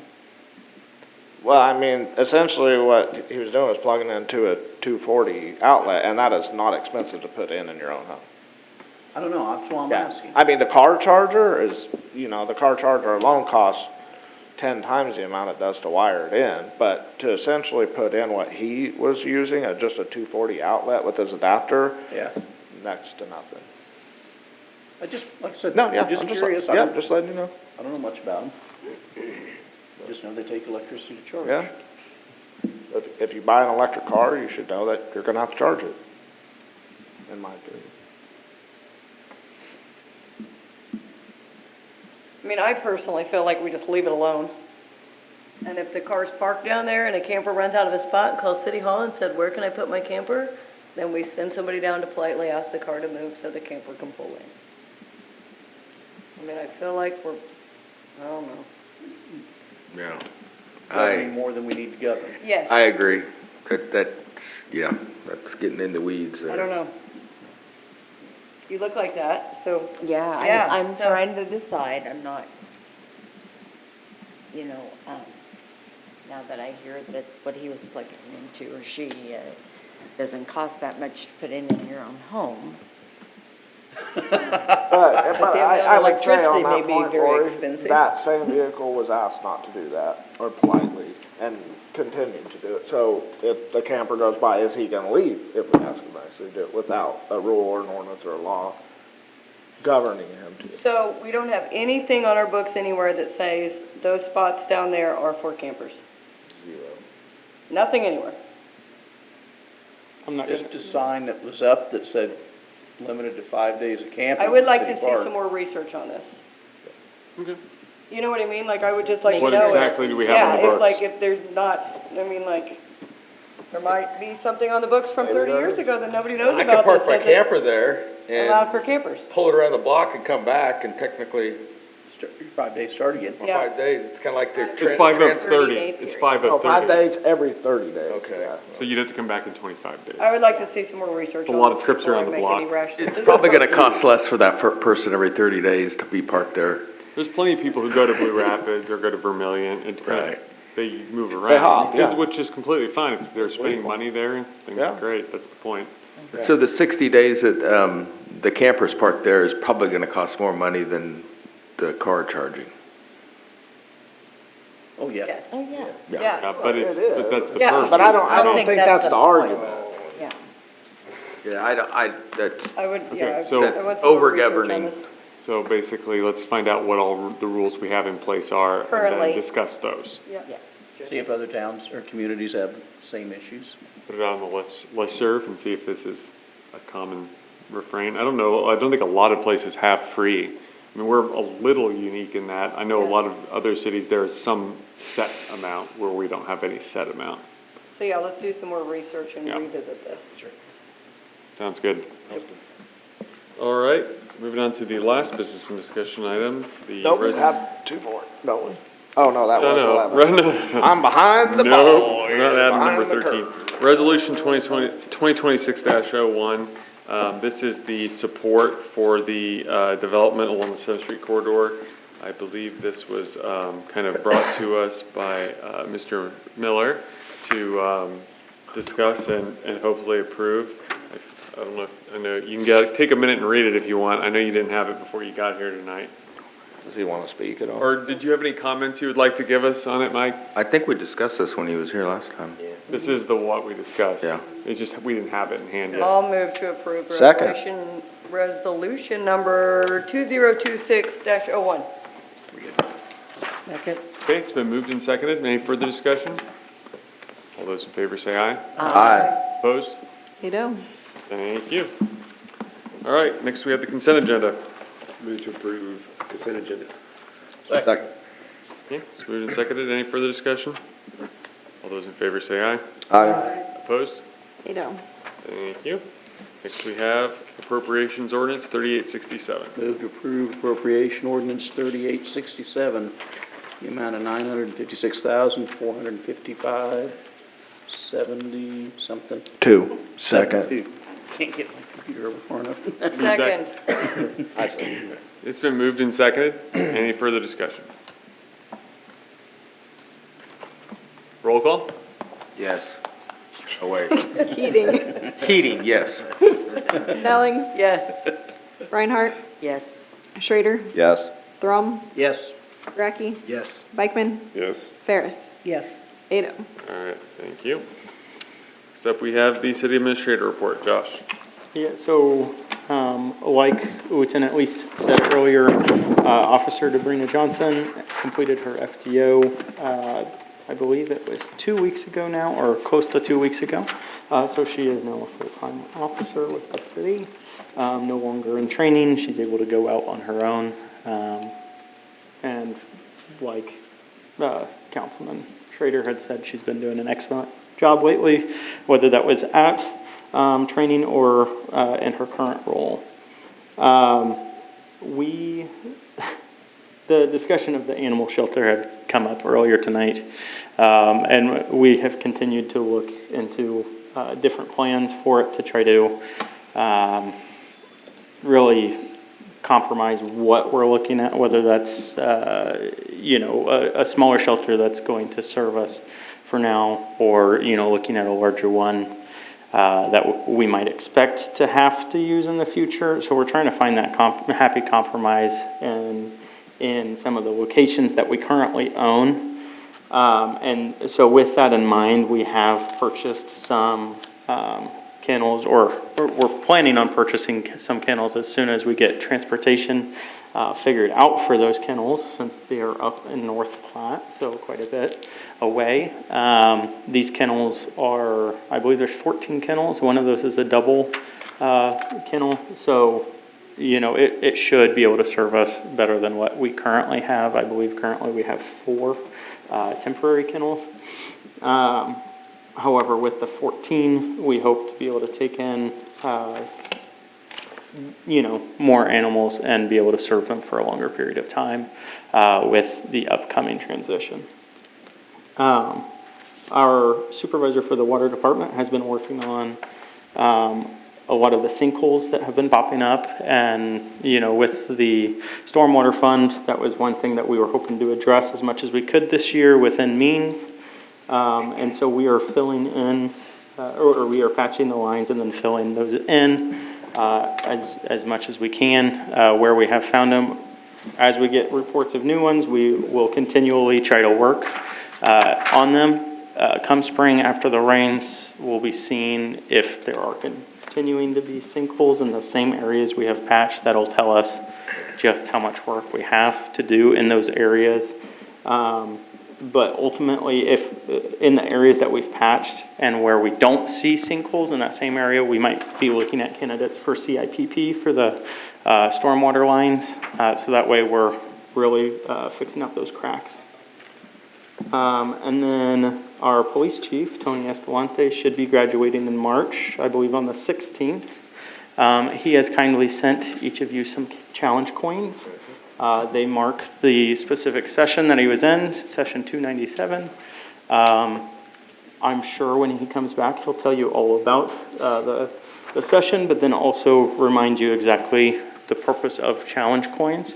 And I will let him go into depth on that. But he's been doing an excellent job there, meeting lots of new people from different countries, and he'll be bringing back a lot to our department. And that combined with the COPS assessment, we should be getting some recommendations soon for the upcoming fiscal year. So that's all I had. Okay. Thank you, Josh. Next up, we have city attorney. No, wait, we don't have any appointments or wage terminations. Now we have city attorney. Okay, very good.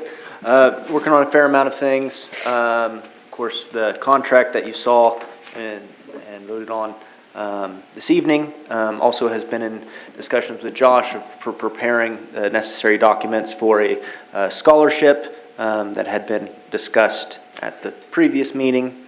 Also refining the demolition ordinance, if that's what you want to call it, for the historical area. So getting some good headway on that, and I think we've got a good footing on that. So, and working on those, and then the city administrator contract as well. And I sort of did jump over the standing committee report. I don't know if have we covered all the ground? Covered everything. I think we did. I kind of assumed we did, but Most a long. city administrator I contract feel reminded like we me covered it all. that maybe we didn't really discuss that. Well, I think we probably could use an executive session tonight to discuss non-elected personnel, if anybody would like to read that in.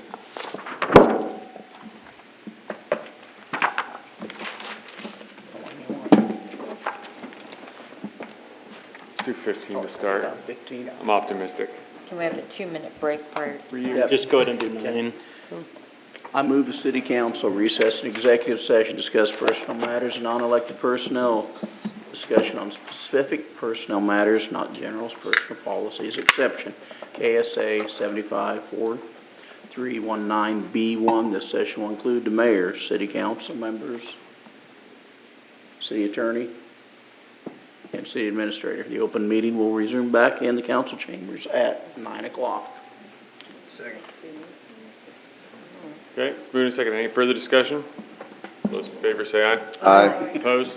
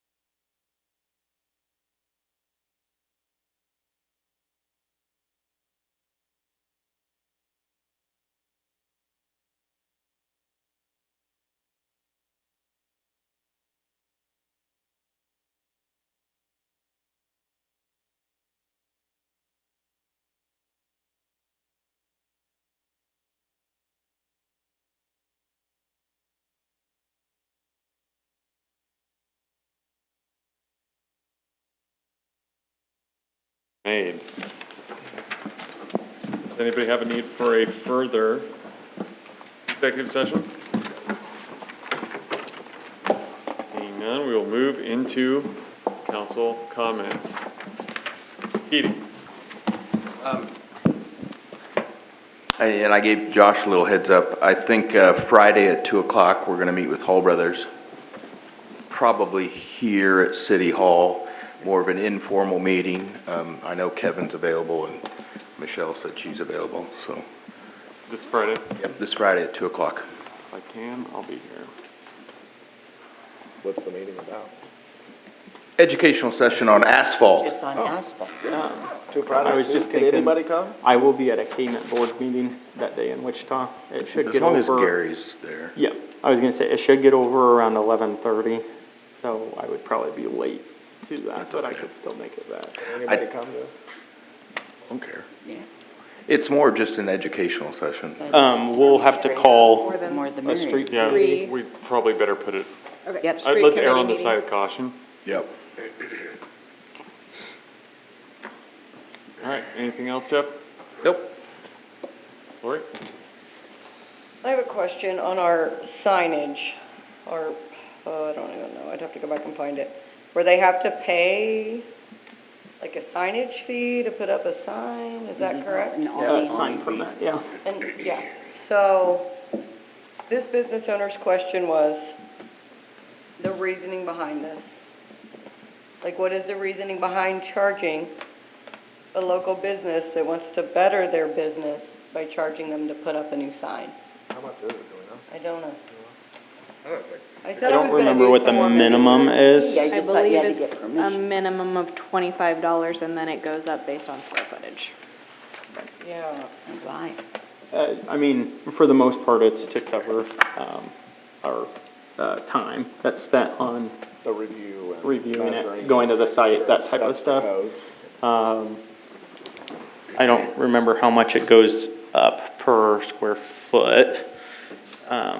But if that's something that we want to review, we can bring that back. I would like to, just to refresh and maybe, And I think that this could potentially be an opportunity for us to, we're looking at offsetting costs for Yep. small businesses. Yep. This might be an We could easy just button thing to say, do. hey, here's your new sign, no charge, thank you for improving. well, and I get that, like, and I told this business owner that, like, I get that there was that whole thing there with One Marysville Chamber, Main Street, whatever it was, Yeah. back, with the historic sign, couldn't be this, couldn't do that. I get that, Yeah. to keep the facade up, but the fact that we're charging our businesses to hang a sign, I would really like to revisit that. Sure. Well, and the other thing to look at is, I know KDOT's really cracking down on where signs are at, and I would hate to have a sign up and somebody tells KDOT that, well, the city of Marysville approved it, I paid for it. Yep, that has happened to me before. On, like on buildings? And not on buildings, but KDOT, they will, it's very interesting when you see a phone call that says straight from Kansas Department of Transportation, and they are just laser focused on it. So yeah, to your point, in everything I've seen where it's come up in the past is just having something of a slight speed bump for them to come to City Hall and say, hey, I'm going to put this sign up, and for us to approve it, just as long as that's there at a minimum. Or would you like to be notified when the admin finance meeting is? So that way. Yeah, I'll come Okay. chat. I got some notes that I took when I was on the phone. Yeah, the first time I heard the terminology of sign pollution was when I came to city council. Had no idea that was a thing. Yeah, if you look historically, like 50, 60 years ago, before there were any regulations anywhere, and like before Lady Bird Johnson's whole Beautify America program, there were places where you couldn't see the hills for the billboards. It was crazy how many signs there were, so let's not go back there. But, Lori, anything else? No. Sheree? Okay, All right. got a couple of things. Michelle? I knew who you meant. Going the wrong way? Yeah. Sure, you wanna go? Let's jump around. Do we have a flagpole issue? I mean, can we get our flag back on City Hall? Yeah, that's one thing that we have been discussing. location is the main Problem? problem. Yes, so we're looking at different options because we want to make sure that it is visible. Yeah. One option that we're looking at is on this side of the building, or in this corner. We need to make sure that it's away from the power lines, just with the height of it. Okay. Can you put it on the roof? I don't know, maybe. Well, I just think it'd be nice if we had one backed up. Okay. So that, and then, oh shoot, I sent this to,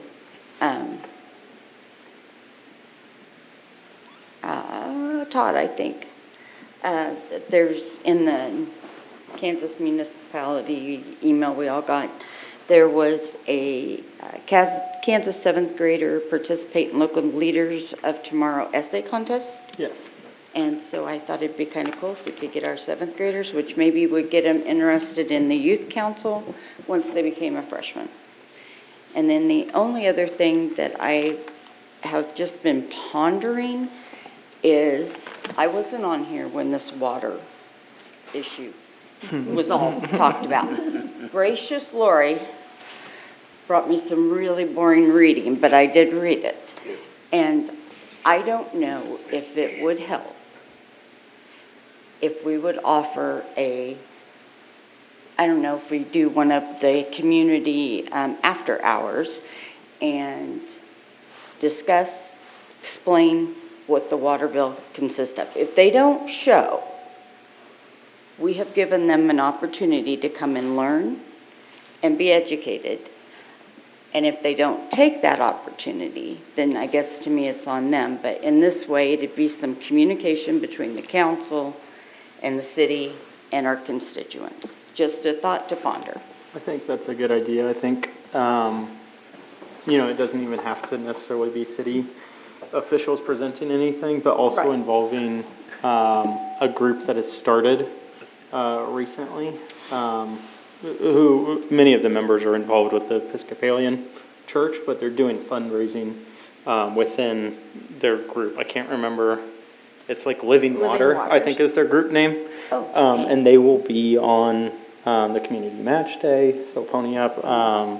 They'll be doing different fundraisers around town in order to help some individuals with their water bills. So I think inviting them to also present would be a great Even idea. if we had a poster board made that explained each line of the water bill and where those But figures it's not just a come. water bill. No. Like, somebody brought this to my attention last week when he said, it's a utility bill. Yes. Because it has your water, your sewer, Yeah. and your storm sewer. So it's not just your water going up. Yes. This is no different than if your electric bill and your gas bill and your trash bill were all combined together. They all go up. And that's what I've noticed. Unfortunately. I just, the off-the-cuff research I've done the last couple of weeks with all the phone calls. If you really start looking at the utility structure of a lot of communities, our size or bigger, yeah, maybe it looks like their water bill's cheap, but when you start adding in all the other things, it adds up. It adds up pretty Yes. quick. And I don't know, I just thought, I think general education and, And and I think you can go into even more detail on it. I know there's been some discussion over the letters that went out about water quality. Oh, lead in I'm our not trying water. to question people's reading comprehension, but 40 years ago, when there's, we were pumping out of the river. to be clear, there's not lead pipes in the from your municipal water supply. There might be in your home. You should find out. That's what the letter was about. It says no way. that I there's lead guess in our these water. are just some things I thought that we could, Yeah. Also, storm water. If it rains on your house, you're part of the stormwater system. If it rains on your property, you're part of the stormwater system. It's not only if there's underground, because a ditch, a berm, it's all draining water and it's all part of the water system. It's not only the people who have an underground system. It's not just Or a that. parking It's lot. all of our responsibility because the streets are part of the stormwater system. and that we're is all my using point, that. exactly. So we just need to have all that conversation, and I agree. I think it's Well, not a that's bad just idea. like someone caught me about the sewage. And I said, we did build a new lagoon out here that I don't think a lot of people knew we built a new lagoon. Right. And then we built the Wetlands. wetlands down there. I don't think a lot of people know we built that. You know, it's things like that. Well, why'd my sewer bill go up? Because of this. So, And the fact that we're gonna be $2 million negative in 2 years if we didn't do something. Exactly. the red numbers are The red pretty numbers persuasive. We're frightening. And also They were. the sewer They were line frightening. broke underneath the viaduct. Right. Yeah, That's all. yeah, and I don't know, we might not have anybody show up, we might have 100 people show up. And it's, yeah, I mean, it's easier said than explained, but we're not doing these things because we enjoy them. We're doing these things because it's incumbent on us to have a safe and secure water and sewer supply for the And safety. we want to leave it for the next community. generation better than we found it. So, But anyway. but absolutely, giving people all the opportunity, and I've told a lot of people too, they're absolutely, you know, they can come to these meetings, they can come and speak, they can ask questions, they can vent. Yes. We appreciate if they do it in a, you know, Civil. a civil matter, or in a civil manner, but absolutely, happy to have this conversation. There was a lot of years there that the water fund and sewer fund was going down, but the rates weren't changing. So we have to make that up Right. now compared to what we should. And not only that, we have to make sure we keep on top of it and we don't just stop for 10 years, because then it's just gonna be a big I mean, clump. there was a comfort there where we didn't raise it at all. I You know, I remember we didn't want to do that, but we were paying everything for cash instead of taking out loans for repairs, and now it's costing us. Yep. Yeah. So, just my thoughts. Ripple effect. Anything else, Ripple Michelle? effect. I think that's probably enough out of me. To add to her comment on the light on the flag, kind of related, it's not our deal, but if somebody could reach out to KP&L and talk to them about the street light at Hometown Lumber, it gives me a headache every time I drive by it at night. Just recently? No, it just sits here and does. Like this week? Yeah, Okay. it just We sits thought there we and got it flashes. fixed. Huh? We thought we got it fixed. We had talked with They might check it a again. resident out there, but he does not ever drive out there at night, so he doesn't, you know. No, do that it's check. still, So yeah. if it's still And not if working, it's, then. if it's not flashing tonight, I will let you know, but Okay, it was the last time it was dark out. sounds good. All right, Chris? Since water was brought up, my dad was turning 80 this weekend, so I went to Oklahoma, little town called Guthrie. So, go to the motel room, turn on the sink to brush my teeth the first night, and I got the strangest pond water smell. And I was really confused, and I thought it was just me. I thought maybe I was going crazy. So the whole time in the motel, every time I turn the shower on, turn the sink on or anything, I got this fishy lake pond water smell. So Guthrie pumps their water supply out of the local lake. That has alligators and fish and everything else. I'm sure it passes all of the state guidelines for drinking, but I'd counted myself lucky that Marysville water does not smell like lake water, honestly. I mean, if I was thinking a little bit better, I could have brought like a Tupperware container of it back, because Pass it around. it was intense. It was intense. So much so I went to the hotel clerk and I said, "Is it normal for the water to smell like this?" She says, "Oh yeah, it used to smell worse before it was coming out of another lake, but it was killing all the fish, so we moved it to this lake." I said, "Okay." But it was very interesting that all this is happening, and then I happened to experience that. So I count myself fortunate that we actually have water that doesn't smell like fish. But other than that, it's nice to see things getting taken care of, sinkholes getting fixed finally and things. So it's good to see that we're catching up on things, getting things accomplished. I know there's a lot of behind the scenes things that people don't see every day, but I think it's important for us as a body to really get the information out there, everything we're doing, just so they can see the progress and the things we are taking care of. I'm excited to see road projects starting, because I know we're probably 50 years behind the curve on that as well, so it's just good to see. That's all I have. All right, thank you. Nothing, sir, I spent mine. Kyle? I'm good. Nothing. Talkative side. Speaking on the subject of the water quality, I was gonna bring up, what is their process in the water department? What are they adding stuff to that? Yeah, so, I believe the only thing that we add currently is chlorine, because it is testing within the normal ranges, on every other level. So, when we were pulling it out of the river, we were constantly having to add different things, so that's why we had somebody down there full-time, at that point. Now, with technology, but then also pulling from the wells, all we need is chlorine in it. And we meet those levels. And those levels are set forth through KDHE. If you look at our post that we did recently, it included the coliform rule. It goes into our consumer confidence report.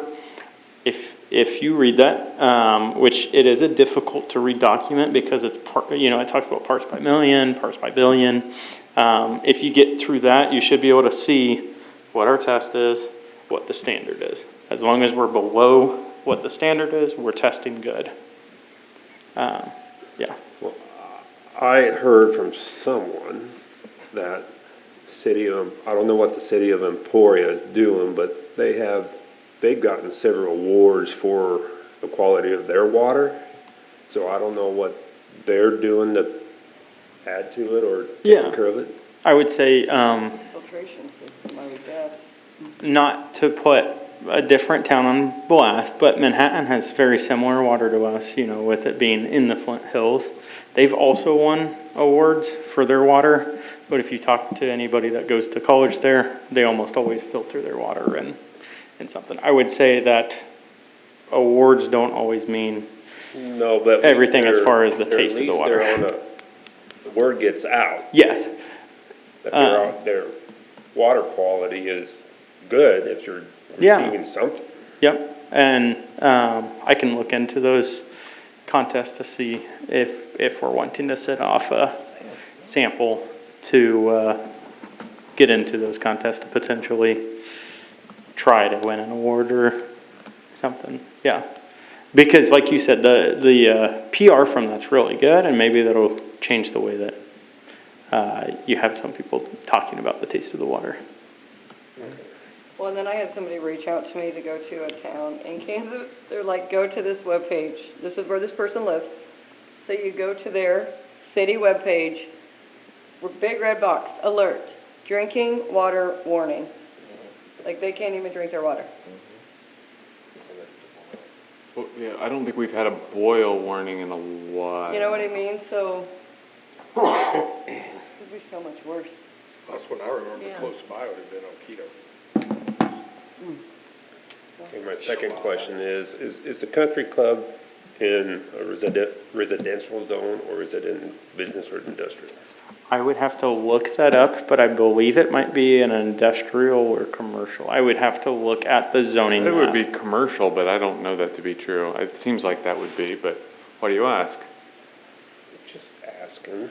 Is commercial zone, In order to build on a commercial zone, can they have storage containers for commercial zone? Not permanently, I don't believe. and if they're building something on commercial, they would have, their building permits go through planning and zoning, and they have to have a engineered or architect The reason why I'm asking, because they're short on golf cart sheds, and if they could find some cheap storage containers to use as golf cart sheds. Well, I think they can ask for a variance as well, but. Or an exemption. Or exemption. If they are new to the property and were not grandfathered in, Right. then I don't believe I believe a variance would be the only way that it would be allowed. Because of the new ordinance we wrote, right? Right. Pertaining to storage unit, or shipping containers or whatever, yeah. That subject was brought up, a couple other people, so. Okay. Asking here, so. Okay. That's all I got. Thank you. Sheree? Oh, I enjoyed going downtown and listening to Tyler and those guys talk about their plans and stuff. not that it wasn't over my head, but, and it was very interesting. You don't think about all the things that they have to go through to get this project going. I mean, we're sitting here, and then I had to leave because my toes are frozen, so. Yeah, that's it. Todd, I do have one more thing. Something I forgot to mention. The city does daily checks on different locations on the water that they do. And I actually added my house onto that because I'm curious to see what my water is testing, but potentially anyone who wants the city to test at their house, you can just call City Hall and give them permission, right? Yeah, we might add you to our normal, testing list and, yep, you would And just then be on the they can get the rotation. results from Yep, that as as well. long as you let us in, we could, go in through that. Depending on the test, you know, we're not testing everything on everything, yeah. every single test. So, you know, just because you're really hoping for us to test for lead this time doesn't mean that we're actually testing for, manganese or something, so. But it would be, I think, beneficial if there are parts of the city where the water does taste horrible and we don't know about it. Maybe that's a way to find out, you know, if there's a reason for it. So I would just tell the citizens it's, you know, it's a free service. They're not gonna charge you anything, and that most of the time I talk to one of the water department, employees, and most of the time they can just use the hose faucet outside so they don't even need to go in the house. But I add it to my name to the list just because I'm curious myself, but it might help, you know, give the city information on different areas of the city and what the water levels are at. That's it. All right. Tell the next one. I'd be remiss if I didn't give a water anecdote since everybody wants to talk about water. I went to high school in Marysville, Kansas, which at the time was on a municipal supply that was so high in iron that every summer they had to repaint the showers in the locker room because they were stained red from the spray pattern of the water. At the end of football games, if you took the top off the igloo cooler and scooped water out of the bottom, you would get this much silt in your little wax paper cup. Keith, you may have had that, but they used to have at the corner back in the day. They got rid of that water supply. So again, yes, the water can be a lot worse. Only other thing was, Josh, I forgot to ask, I assume 10th Street's still on course, right? Or for opening maybe before Mother's Day? As far as I can tell, yes, it is. Looks like they're still clipping. Yep. Can we make an adjustment on the eastbound traffic signal up there? Because if you're going east and you're in the normal drive lane, you get the arrow every time. Oh, you're talking about, at 10th and Center? Stoplight. I think those lights need recalibrated every time we have a big If you're wind event. going east, the arrow hits every time. I might turn north every time. Yeah, it goes, to go They north. both turn at the same time. Yeah. Yeah, I think. I'll they have just to need talk to you recalibrated. afterwards, just to ensure I'm understanding what you're saying, and, yep. Okay. All right. I don't have anything else. Move to adjourn. Second. Moved and seconded. Any further discussion? All in favor say aye. Aye. Opposed? They know. We're adjourned.